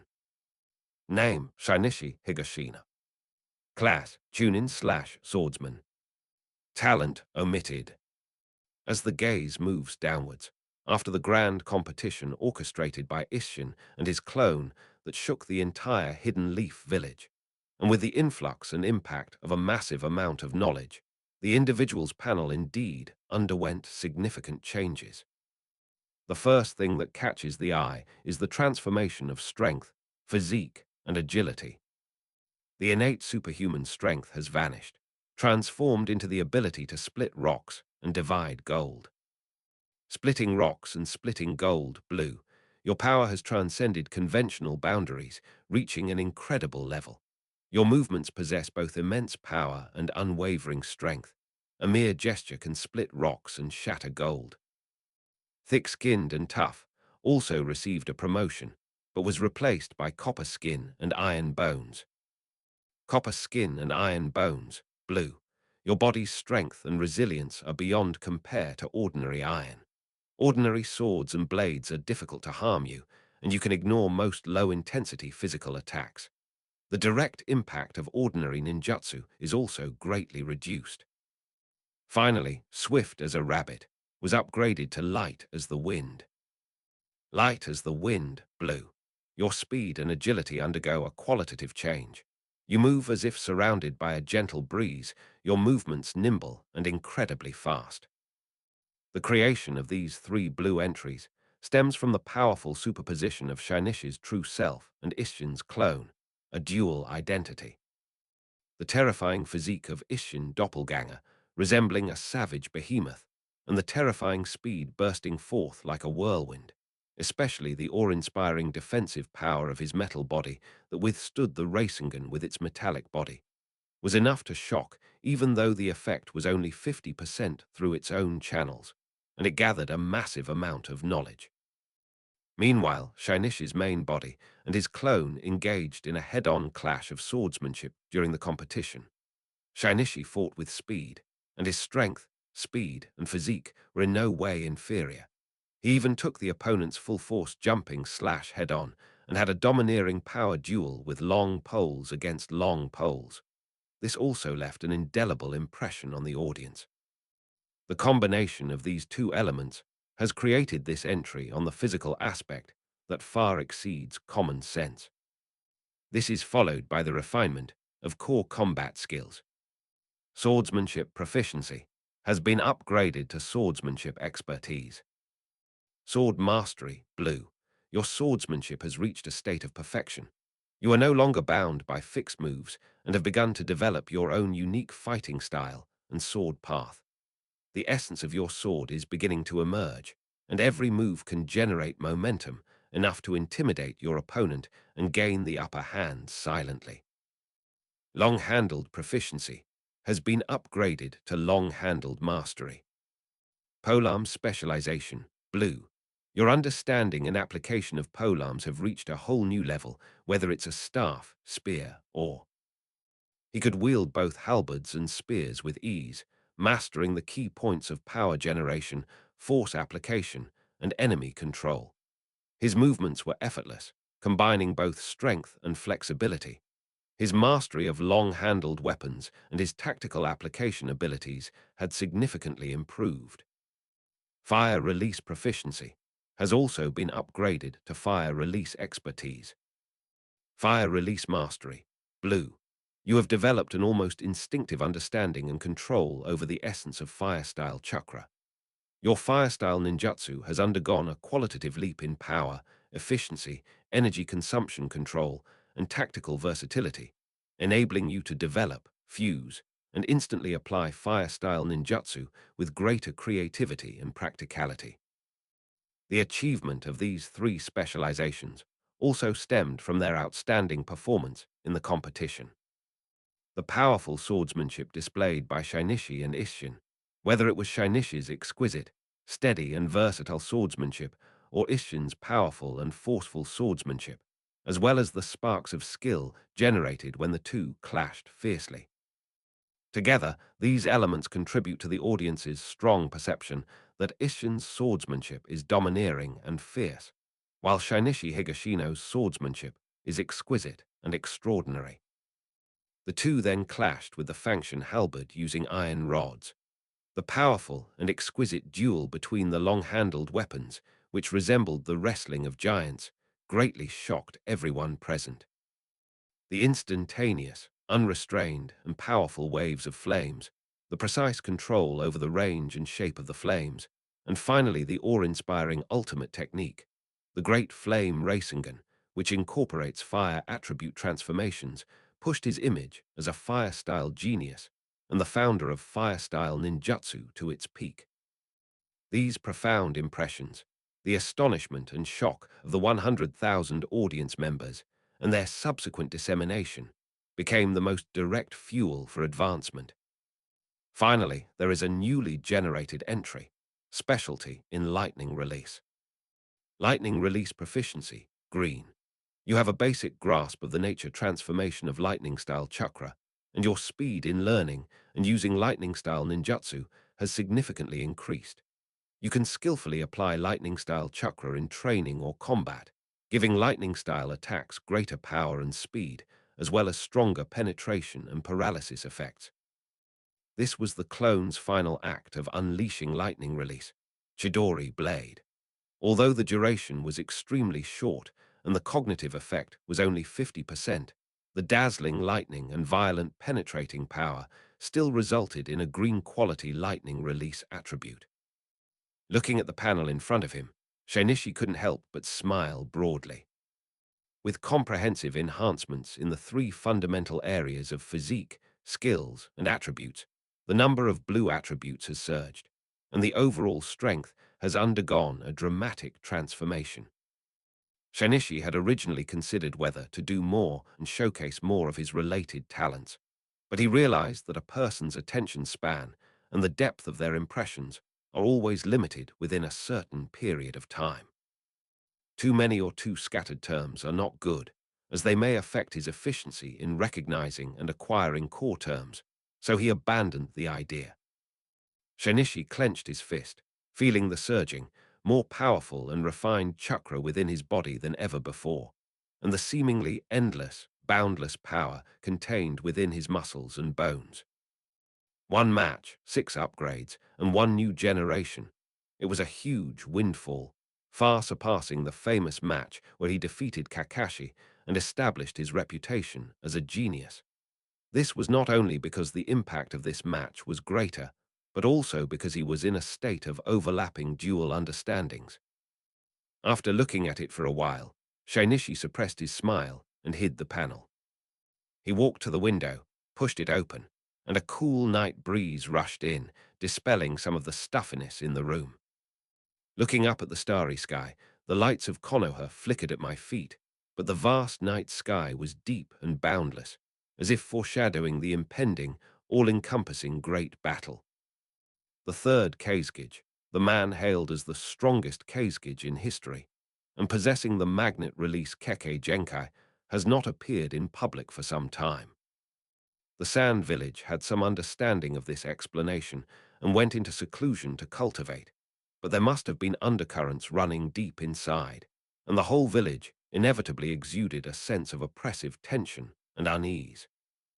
There are also some rumors that are difficult to fully verify, but have been circulating quietly in specific small circles. The third Kazekage has most likely been in trouble and gone missing. The rain is coming, and the wind is all over the building. The shadow of the Third Shinobi World War has grown so thick that it cannot be ignored, and lightning may strike at any moment. Now, during this precious window of opportunity before the battle, Shinichi has used his carefully planned stage to elevate his profile to a whole new level. After this qualitative change, his overall combat strength has been significantly enhanced in all aspects. Earlier today, he had conducted a simple test in private. Without any chakra resistance, he held a sharp kunai and used enough force to pierce refined iron to slash his own arm. The result was that only a white mark that faded quickly was left, and it was difficult to even break the skin. With greater force applied, it barely penetrated a little, but the resistance felt was far greater than that of ordinary flesh and blood, as if cutting through metal as hard as refined steel, and the wound stopped bleeding and healed at a speed visible to the naked eye. This means that on future battlefields, he can almost ignore ordinary stray arrows, kunai, shuriken, and even accidentally flying shards of stone. Even if directly hit by the explosive tags without any prior protection, and situated at the epicenter of the simultaneous explosion of multiple tags, he survives thanks to the astonishing defense and damage reduction capabilities granted by his iron skin and bones, as well as his genius swordsman status.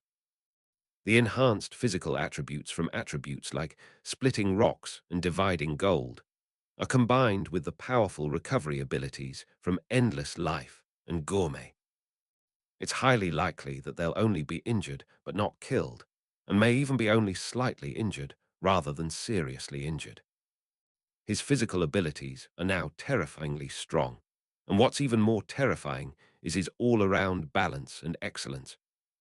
Unlike those who are simply descendants of Asuras, whose bodies focus on surging vitality and amazing regenerative abilities, he has a weakness in pure defense. For example, Naruto, who later became the reincarnation of Ashura's chakra and the Nine Tails Jinchuriki, would bleed from a mere slash with a kunai during a mission in the Land of Waves. Nawaki, the grandson of the first Hokage Hashirama Senju, died instantly after stepping on an explosive tag. If your defense is insufficient, the damage will kill you instantly.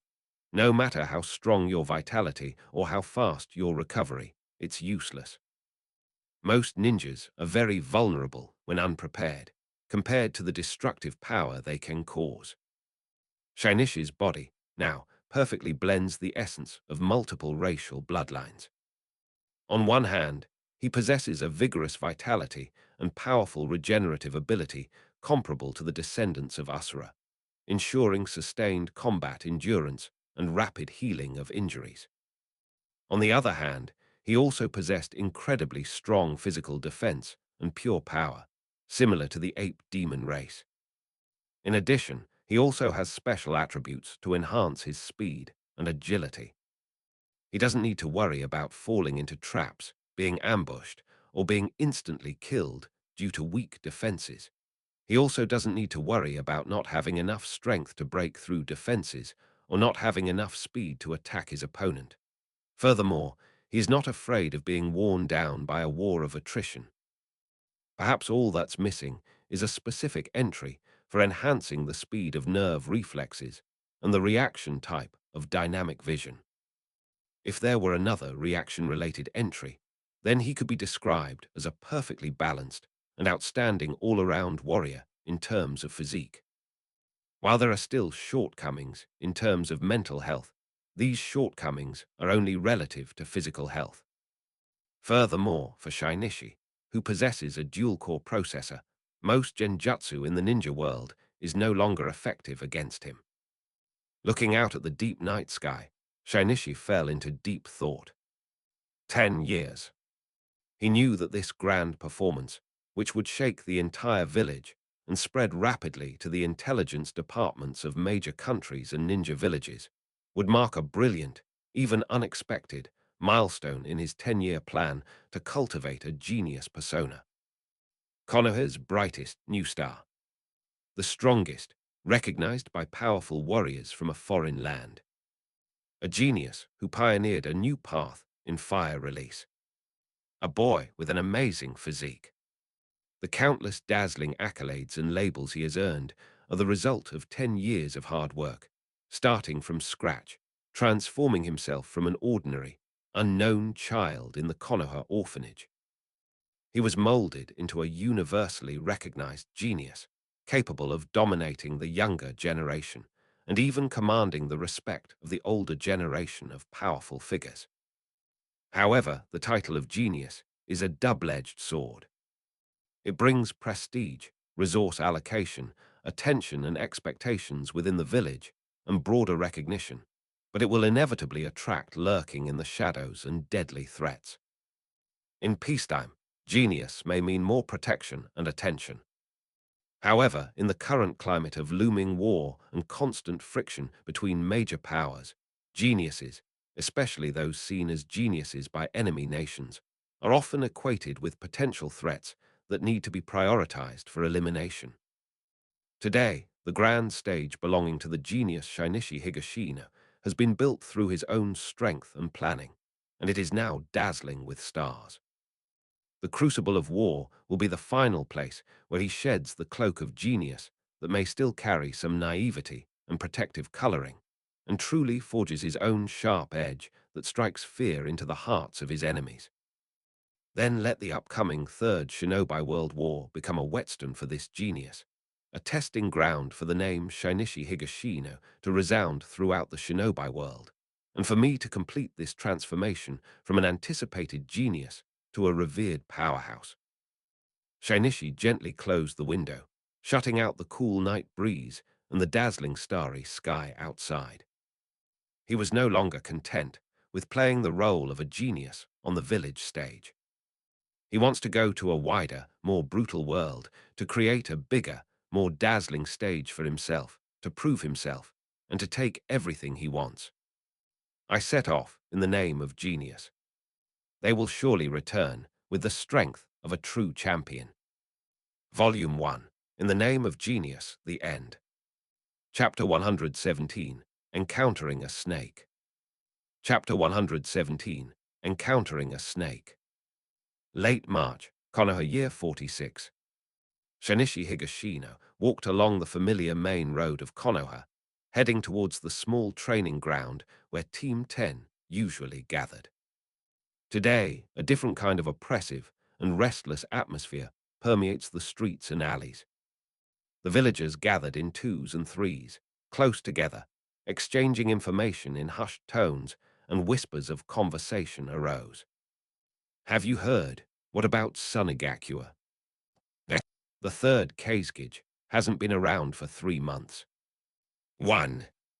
I've heard that Sunigakure has been searching everywhere for the past few months, and something seems amiss. They're said to have gone missing, and their fate is currently unknown. His fate is unknown. Fine, then he's dead. The third Kazegage has disappeared. This bombshell news, though not yet officially confirmed, has already spread like wildfire throughout the major ninja nations. For 3 months, the man who was hailed as the strongest Kazegage in history did not appear in any public setting. Sanigakure's initial explanation for this was that they were in seclusion for spiritual training, but later it became vague and even contradictory. What raises even more suspicion is the recent actions of Sunigakure. While the other 4 great nations are busy expanding their armies, preparing for war, and strengthening their border defenses, the ninjas of Sunigakure were unusually active in large numbers within the Land of Wind, and even in surrounding small countries, their movements secretive and their purpose unclear, as if they were urgently searching for something important. As a result, speculation about the disappearance of the third Kazegage spread like wildfire, and as time went on, various details and inside information were embellished and spread, making it seem increasingly plausible. In the past few months, the Sand Village's high-ranking officials, who had been anxious and seemingly lost their minds, finally realized the potentially disastrous consequences of the escalating suspicions from the outside world. So, a few days ago, they hastily arranged a so-called public appearance for the third Kazegage, to give a brief speech to all the villagers and ninjas. However, this performance, intended to reassure the public and dispel doubts, had the opposite effect in the eyes of many with ulterior motives, especially intelligence agents from various factions lurking in Sunigakure. Because the Kazegage, who appeared, did not display any of his signature magnet release ninjutsu during his entire appearance. This attempt to cover up the truth only confirmed the outside world's speculation. The third Kazegage, the pillar of Sunigakure, has likely met with some serious trouble, and most likely he has met with a terrible fate. Shinichi walked silently through the streets filled with whispers and worries, taking in all this information without showing any change on his face. What was bound to happen has finally happened. Shinichi thought silently, his steps unwavering, as he turned into a relatively quiet path leading to the training ground. Just as he passed a corner, a tall, thin figure appeared out of nowhere and approached them. The 2 men looked at each other at the same time. Standing in front of them was a man dressed in a light white kimono and wearing a jonin vest. He was tall and thin, with long black hair cascading over his shoulders. His face was an almost sickly pale, as if he had never seen the sun in years. A faint, enigmatic smile habitually lingered at the corners of his mouth. His long, golden eyes, with pupils like those of a snake, were now quietly observing Shinichi with a hint of surprise. Orochimaru. Oh, a hint of amusement flashed in Orochimaru's golden snake eyes. His smile deepened, and his voice was low, husky, and magnetic. It's Shinichi-kan. What a coincidence. Lord Orochimaru. Shinichi stopped in his tracks, his face showing a mixture of politeness and slight surprise, and bowed slightly. I'm so glad to finally see you, Shinichi-kan. Orochimaru took a half step forward and chuckled. Speaking of which, I've long admired Shinichi-kan. His amazing performance in the arena last month was truly impressive. It's a pity I wasn't there to witness Shinichi-kan's brilliance firsthand. Orochimaru licked his lips and continued. However, Shinichi-kan's talent and abilities, truly keep surprising people. You flatter me, Shinichi said calmly. I only did my best. I don't deserve such praise. Being overly modest can sometimes cause you to miss out on interesting things. Orochimaru looked at him with great interest, his eyes seemingly able to see through appearances. I've heard that Shinichi is also quite accomplished in medical ninjutsu, able to work independently in the hospital at such a young age, and even Tsunade often praises him. At this point, Orochimaru tilted his head slightly, as if it were just a casual remark. I'm currently conducting some interesting research and happen to need a meticulous assistant with considerable medical knowledge. I wonder if Shinichi-kan would be interested in helping me for a while. Perhaps you'll see some sights you wouldn't see in regular medical courses. Who knows, haha. Upon hearing this, Shinichi was taken aback, his face showing surprise. After a moment of silence, he replied, It is my honor to be valued by Lord Orochimaru. However, I need to consider this matter and obtain Tsunade-sensei's consent first. Of course. Orochimaru didn't seem surprised by the answer, nor did he appear anxious. He simply smiled and said, Then think it over carefully, Shinichi-kan. I have high expectations for a genius like you. Having said that, he said no more, passed by Shinichi, and continued walking along the path, his long black hair swaying gently with each step. Not far ahead, around the corner, a tall, blonde figure emerged. Orochimaru. Tsunade crossed her arms and raised an eyebrow. What a rare guest. I hardly ever see you all year round. I never expected to run into you here today. Orochimaru stopped and faced his former comrade, his smile becoming more genuine. Likewise. As for you, Tsunade, you look much more energetic than a few years ago. It seems you've become the Tsunade I used to know again. Tsunade snorted lightly, ignoring the topic, and simply said, Don't give me that crap. What were you saying to my student just now? It's nothing, we just chatted for a bit. Shinichi-kan is indeed a very interesting young man. Orochimaru said casually, All right, Tsunade, I have something to do, so I'll take my leave first. After saying this, he nodded and left on his own. Tsunade watched his retreating figure, her brows furrowing slightly, before turning and walking towards Shinichi. What did that guy say to you? She walked up to Shinichi and asked directly. Shinichi didn't hide anything and answered truthfully. Lord Orochimaru said that he is currently conducting some research and needs an assistant with medical knowledge. He asked if I was interested in going and told me to think it over. Assistant, Tsunade repeated, arms crossed, deep in thought. He certainly knows how to pick people, choosing you as his assistant. She then glanced at Shinichi and asked casually, So, what do you think? Shinichi pondered for a moment and said, Lord Orochimaru's talent and abilities are both top-notch. It would be a rare opportunity to learn from him. However, this matter is sudden, and I am not sure what to do right now. What does Tsunade-sensei think? Upon hearing this, Tsunade thought for a moment and said, It's your own business. It's up to you. Orochimaru is indeed a top-notch talent. If you can learn something real from him, it will definitely help your future path. Changing the subject, she added, however, that Guy's research style and ideas can be quite unique at times, even a bit unconventional. If you really want to go, keep your eyes open and your mind sharp. Learn what you need to learn, ask what you need to ask, but you also need to have your own judgment. Seemingly remembering something, Tsunade added with a hint of disgust and helplessness. Also, remember this. Never learn his gloomy, mystical ways and strange habits. Don't let him lead you astray. I understand, Zhen nodded. Good, that's all. Tsunade waved her hand. Let's go. Shizyun and Kurenai are probably getting impatient. 1. Chapter 118. The Purple Entry. Chapter 118. The Purple Entry. Inside the training field, the 10th Squad finished another day of training. All right. Before dismissing them, Tsunade clapped her hands to get their attention back and got straight to the point. I'll briefly explain the upcoming training arrangements. Tsunade first looked at Shizyun and Kurenai and said in a straightforward tone, I have already spoken with the medical department and the hospital. Starting next week, the two of you will regularly go to Konoha Hospital for systematic learning and internships. You will learn in a step-by-step manner, including theory, anatomy, pharmacology, and clinical practice. For a long time to come, you will strive to become professional and mature medical ninjas. Yes, Tsunade-sensei, Shizyun responded almost immediately, her eyes shining.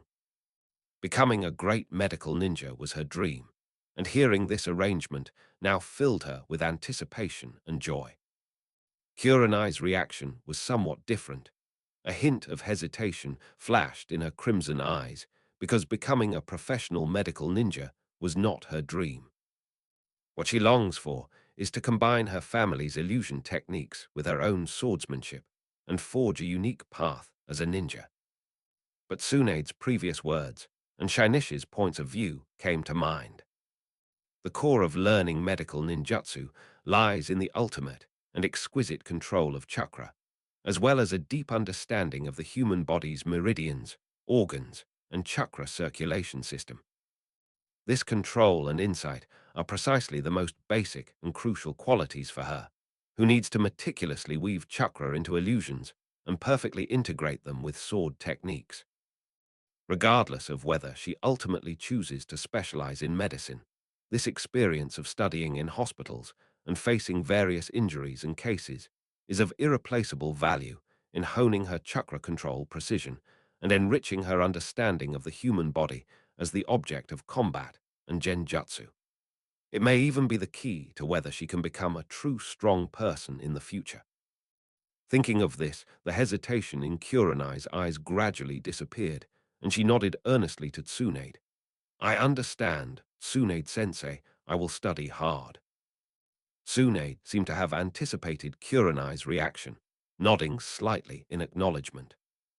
At that moment, Shizyun seemed to suddenly remember something, blinked, and asked, Tsunade-sensei, what about Shainishi? Isn't he going to the hospital with us to study? Upon hearing this, Tsunade's expression remained unchanged, and she simply said, Hasn't this kid been staying at the hospital for a while now? He's not just studying anymore. He can now handle quite a few cases independently, and he's even doing better than many full-time medical ninjas who have been working for years. All right, I'll give you the specific schedule and contact person later.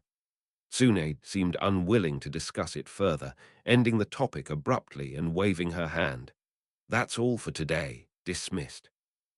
The afterglow of the setting sun bathed the streets of Konoha in a warm golden light. Shinichi walked home at a leisurely pace, his mind replaying his earlier conversation with Orochimaru, serving as Orochimaru's experimental assistant. The proposal itself is undoubtedly very tempting. Orochimaru's talent, insight, and depth of exploration into ninjutsu and the essence of life are among the best in the entire ninja world. If one could learn from him, the benefits to one's medical, biological, and even more fundamental chakra research would be immeasurable. More importantly, Orochimaru may have already begun cooperating with Danzo Shimura and may possess the first Hokage cells. Shinichi had been coveting these legendary first-generation cells for a long time. After all, the first-generation cells are legendary top-tier materials, providing invaluable blueprints and data support for exploring the possibilities of physical enhancement or bloodline fusion. Moreover, Orochimaru is still a hero of Konoha, one of the legendary Sannin who experienced the Fourth Shinobi World War and made great contributions, a disciple relied upon by the Third Hokage, and a core figure of the Hokage system with impeccable lineage. Learning from him will not have any negative impact on my current personal image. On the contrary, it may add a layer of prestige. But not now. Shinichi knew perfectly well that Orochimaru, although not yet completely obsessed with the pursuit of immortality, had experienced the devastating Fourth Shinobi World War. In particular, after witnessing the unexpected and tragic death of Nawaki, the younger brother of his close friend Tsunade and his own disciple, his mental state also deteriorated, and he became very dangerous. In fact, after the last Shinobi World War, the three legendary Sannin all suffered some mental problems and went down different paths of escapism or obsession. Jiraiya appears to be unrestrained and free-spirited, but in reality, he projects his future onto vague and unrealistic prophecies and spends most of his time away from the village. As a result, Tsunade developed hemophobia and used alcohol and gambling to numb herself, eventually becoming depressed and running away. Orochimaru, on the other hand, went to extremes in his exploration of the essence of life and his nihilistic questioning of the meaning of existence itself. They're all getting more and more difficult to deal with. Shinichi shook his head slightly, temporarily suppressing his thoughts. It's not too late to talk about this after I'm promoted to Jonin and get a purple attribute. You should know that he still doesn't have a purple quality entry. He originally thought that with the popularity of the Cooking Master Boy manga throughout the Land of Fire and the successive sensations caused by new dishes, the blue quality, gourmet, should be able to advance to purple, but the result was not like that.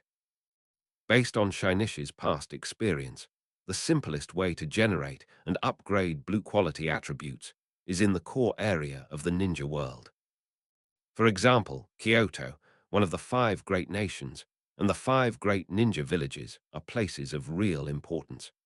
If someone demonstrates recognized excellence in a certain field and needs the approval of a core figure with relatively high influence, they can be promoted. Of course, it doesn't have to be limited to these places. It's just that these places have a higher level of value.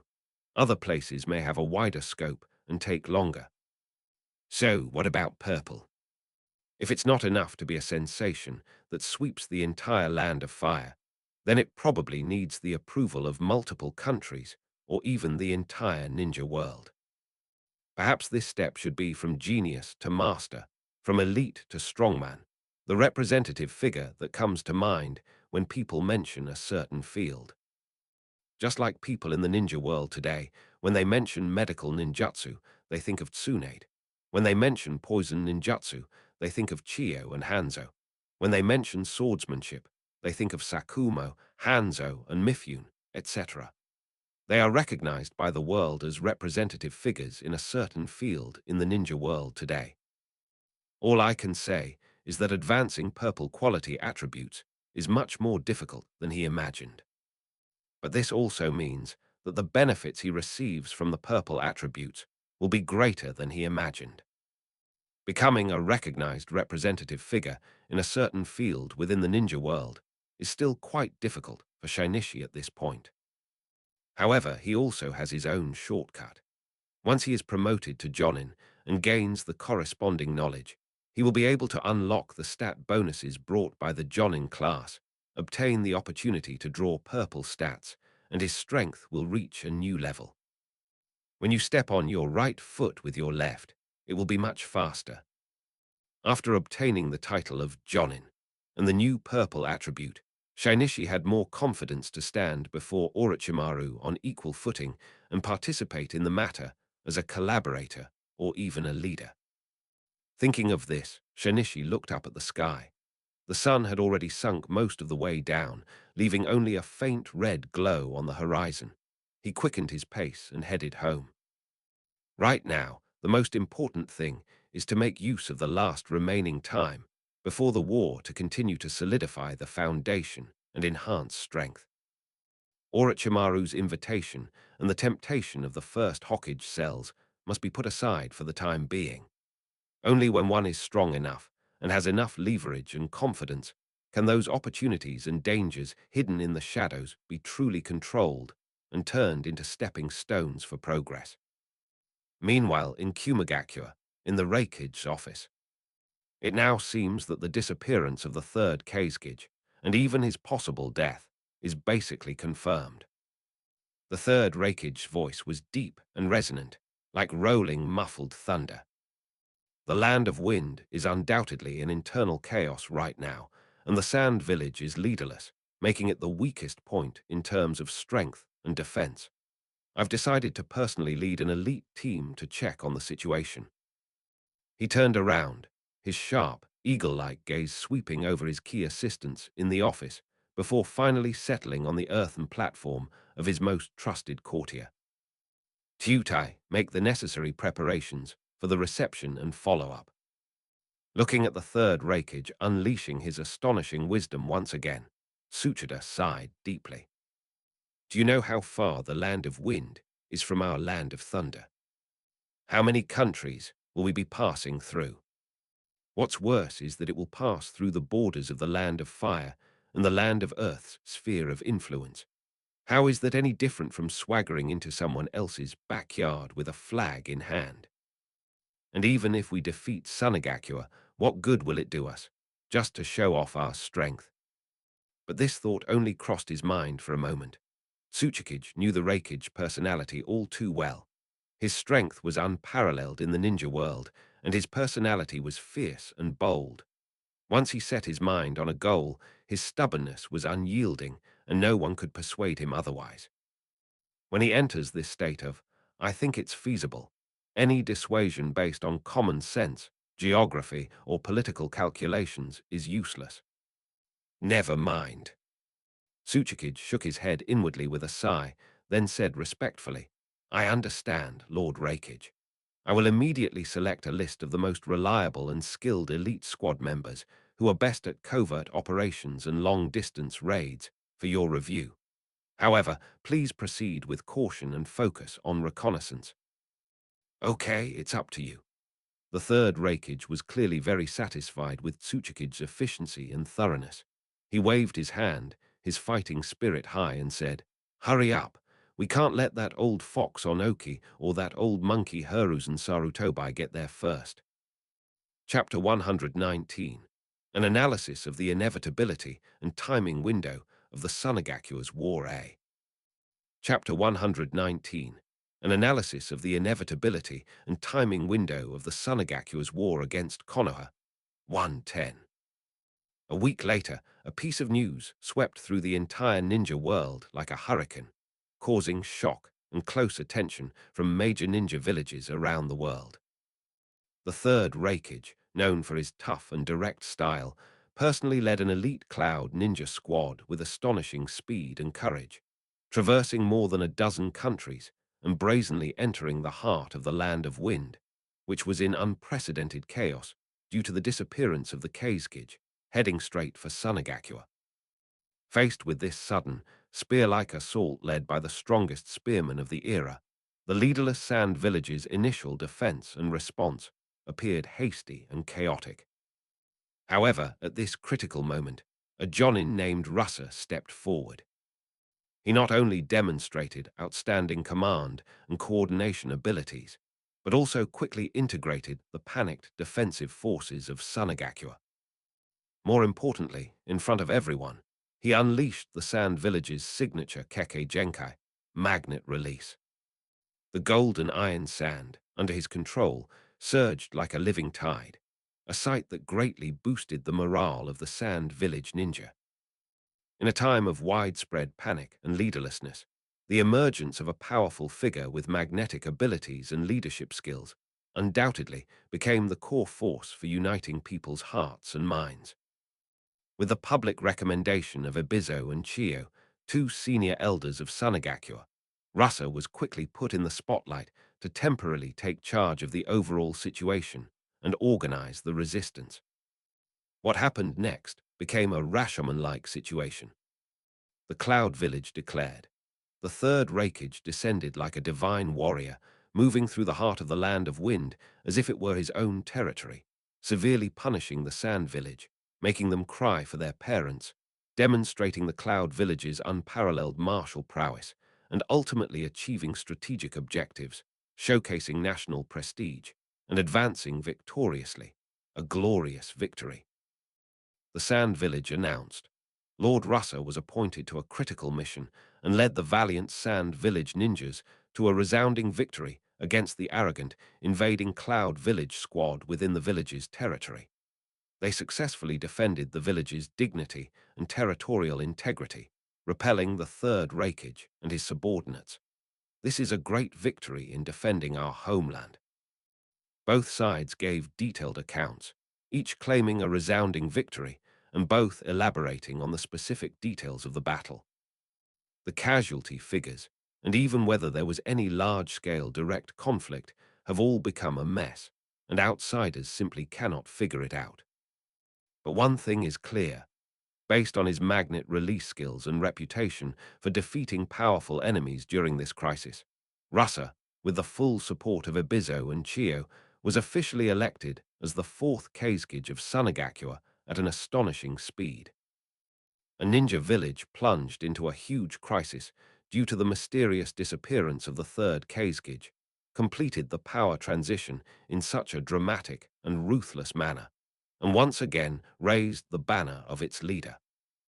However, everyone knew that the crisis in Sunagakure was far from over, and the turmoil in the ninja world had only just begun. Shinichi Higashino stood by the window and could clearly feel the heavy atmosphere in the air, as if a storm was brewing. In fact, from his previous life's perspective, the third Raikage actions of traveling through more than a dozen countries and almost traversing the entire continent were extremely abstract. It's like Yuan Shao leading a large army from Hebei, passing through the territories of Cao Cao, Lu Bu, and Liu Bairo, and heading to Yunnan to fight Meng Huo. Even the new third generation couldn't come up with something this abstract. However, in this extraordinary world, it has a certain degree of rationality. The land of wind is indeed barren, but the Sand Village's poison techniques, puppetry techniques, secret arts, and some special metals all have high strategic value. The third Raikage probably figured that, taking advantage of the Sand Village's leaderlessness and panic, he should pull off a heist. If he could steal something, it would be a huge profit. Even if they don't manage to steal anything, it would be good to give Sunagakure a good beating and boost the reputation and prestige of their own Kumagakure. After all, the reputation and prestige of a ninja village are often a crucial factor in determining the number of missions they can accept. Thinking of this, Shinichi shook his head, looked up at the sky, and under the vast sky, the tranquility of Konoha was like a thin layer of glass, beautiful and fragile. "It's about to begin," Shinichi muttered to himself, his face revealing little emotion. He then went to his desk, picked up his pen, and wrote on a blank sheet of paper, on the inevitability and timing analysis of Sunagakure's war against Konoha. To the Hokage. Inside the Hokage's office, the third Hokage's gaze fell upon the newly delivered document on his desk, signed by Shinichi Higashino. 2 months ago, it was his report that stated that the third Kazekage had met with misfortune. At a time when no one in the ninja world had figured it out, he revealed the biggest undercurrent in the ninja world. The third Hokage slowly opened the file, his gaze falling on the title. An analysis of the inevitability and timing of Sunagakure's war against Konoha. To the Hokage. The situation in Sunagakure has reached a critical point. Although the unfortunate events surrounding the third Kazekage have been covered up, the fact has been confirmed by intelligence agencies from various countries. The military adventures of Kumagakure have further exposed Sunagakure's internal and external troubles to the world. At this juncture, the question of whether Sunagakure would launch a war against Konoha is no longer one of possibility, but rather one of when it will inevitably happen. There are 4 reasons. Firstly, there was the need to consolidate power. Although the fourth Kazgij Russa rose to power amidst a crisis, his foundation was not yet secure.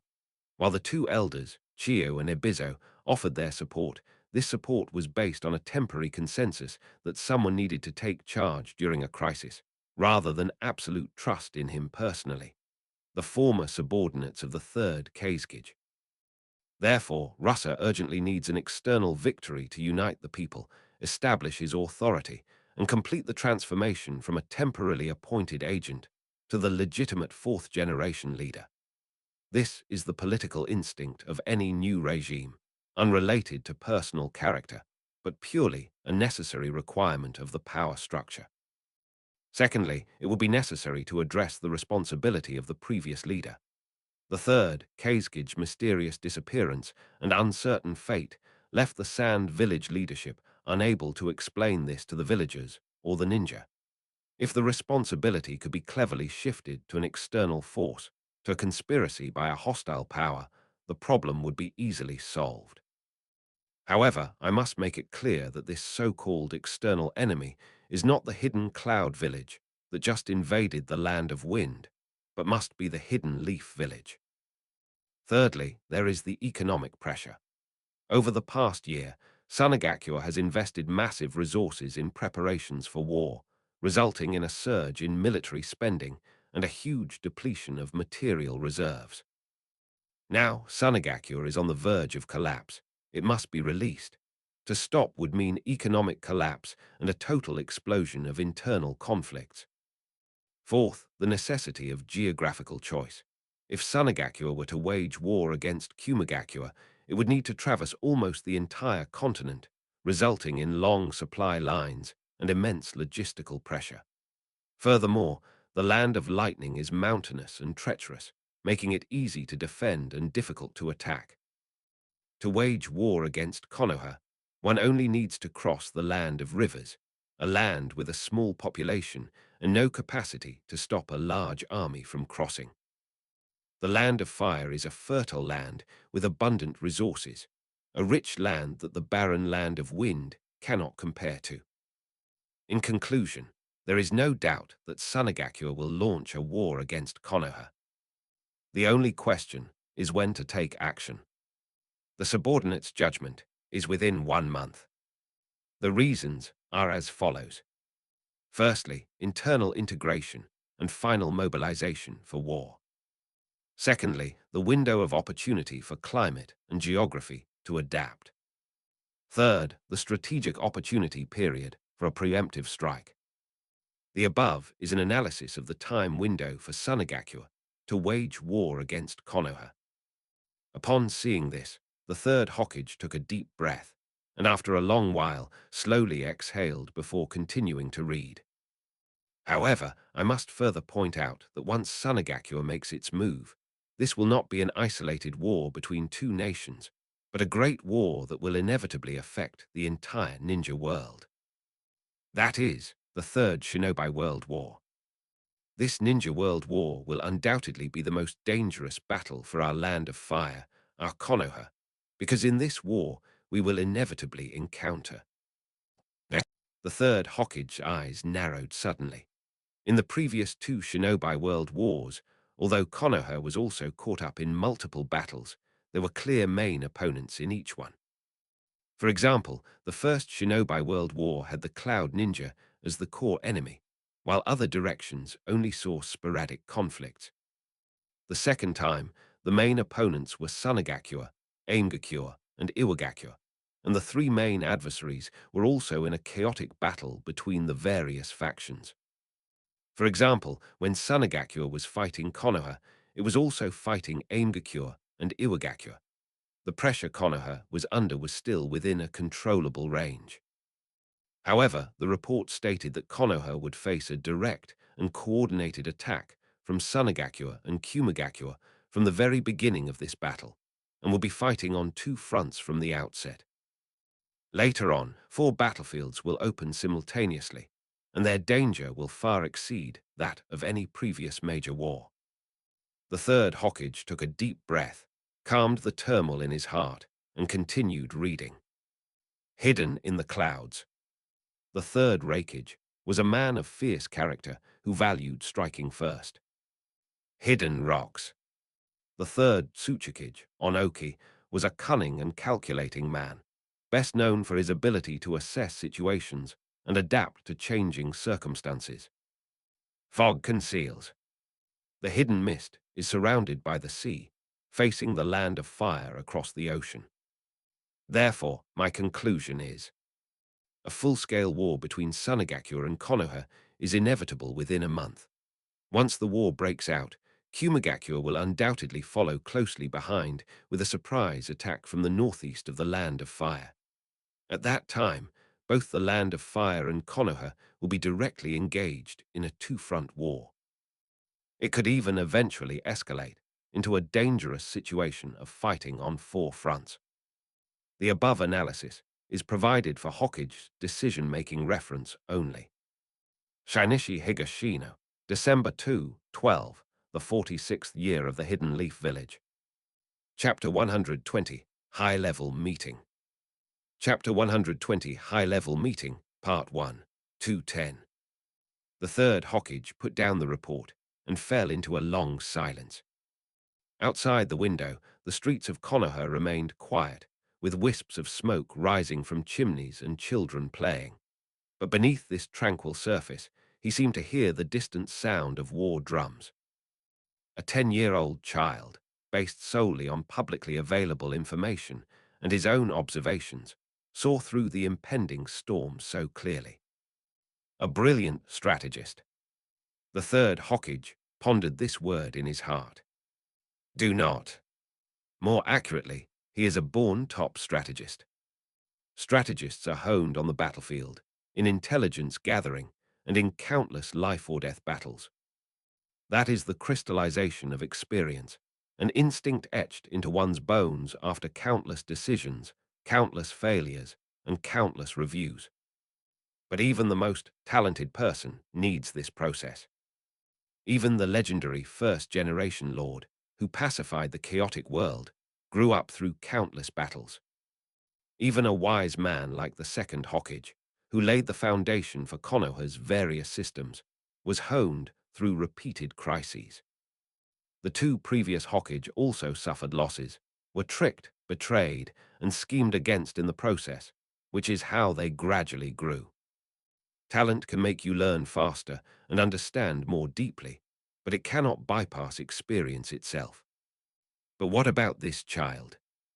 He had not experienced major wars, had not participated in high-level decision-making, and had not been exposed to core intelligence that was difficult for ordinary people to access.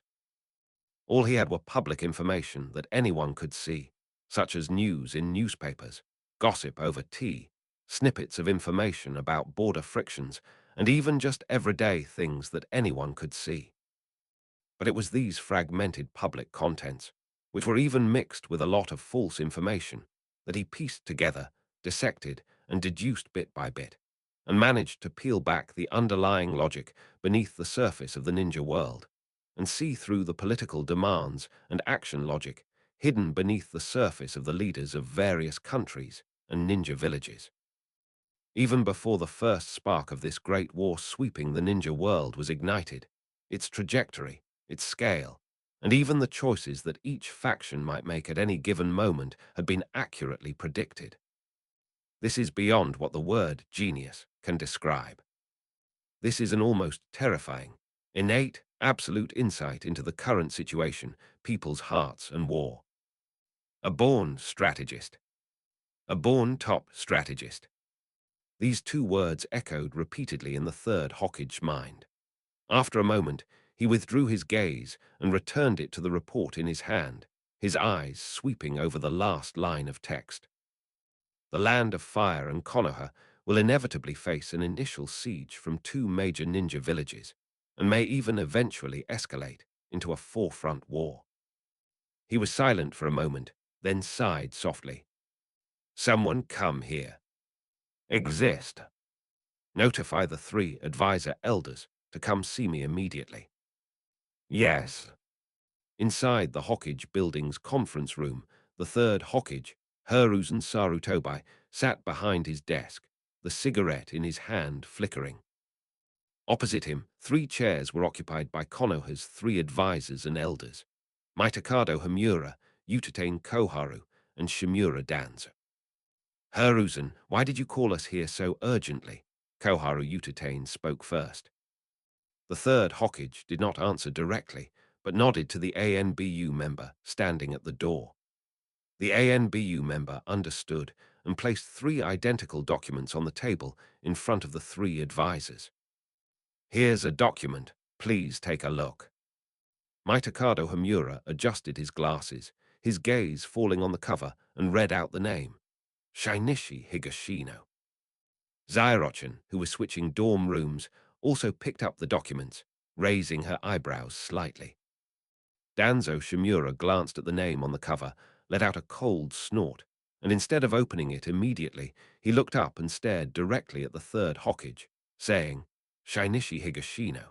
What valuable stuff can a 10-year-old write? Hiruzen, you called us here so hastily just to see some kids' nonsensical writing. I told you long ago, you've been too lenient with this kid. Letting him participate in cooking competitions, letting him draw comics, causing such a commotion in the village, making a huge fuss. A ninja, instead of focusing on his missions and improving his skills, he's always messing around with these underhanded methods. And you, instead of stopping him, you just indulge him.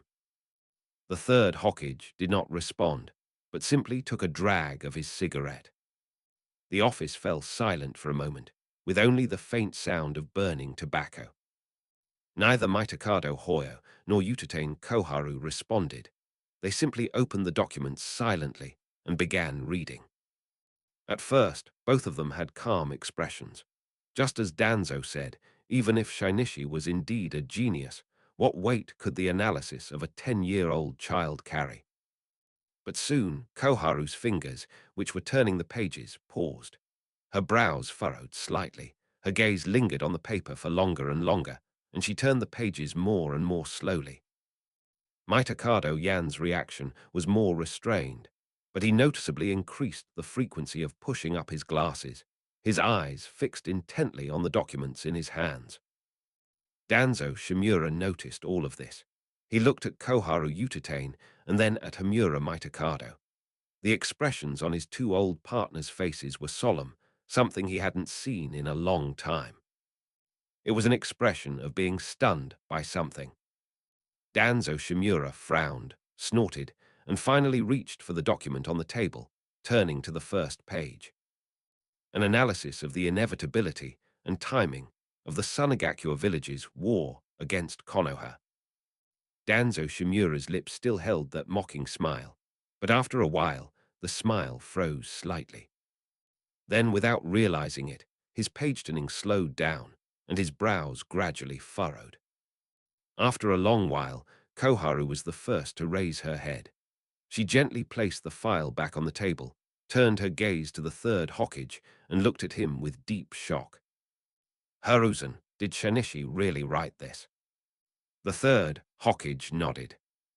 Did you show him the staff's intelligence analysis, or did you give him access to some internal documents? Koharu Tsurugi pressed, her tone incredulous. How could they possibly write these things without sufficient intelligence support? The third Hokage shook his head. No, all the information he had access to was publicly available. It was written by the child himself. Moreover, you should also know that even the staff officers may not write as thoroughly as this child. Zairochin, who had just switched dorm rooms, fell silent. Mitakado Yan also put down the documents, took off his glasses, and rubbed his temples. His movements were slow, as if he needed some time to digest what he had just read. You figured that out yourself. A moment later, Mitakado Hamura exclaimed in astonishment, Hiruzen, this kid is a genius strategist. What kind of genius strategist? A cold voice interrupted his astonishment.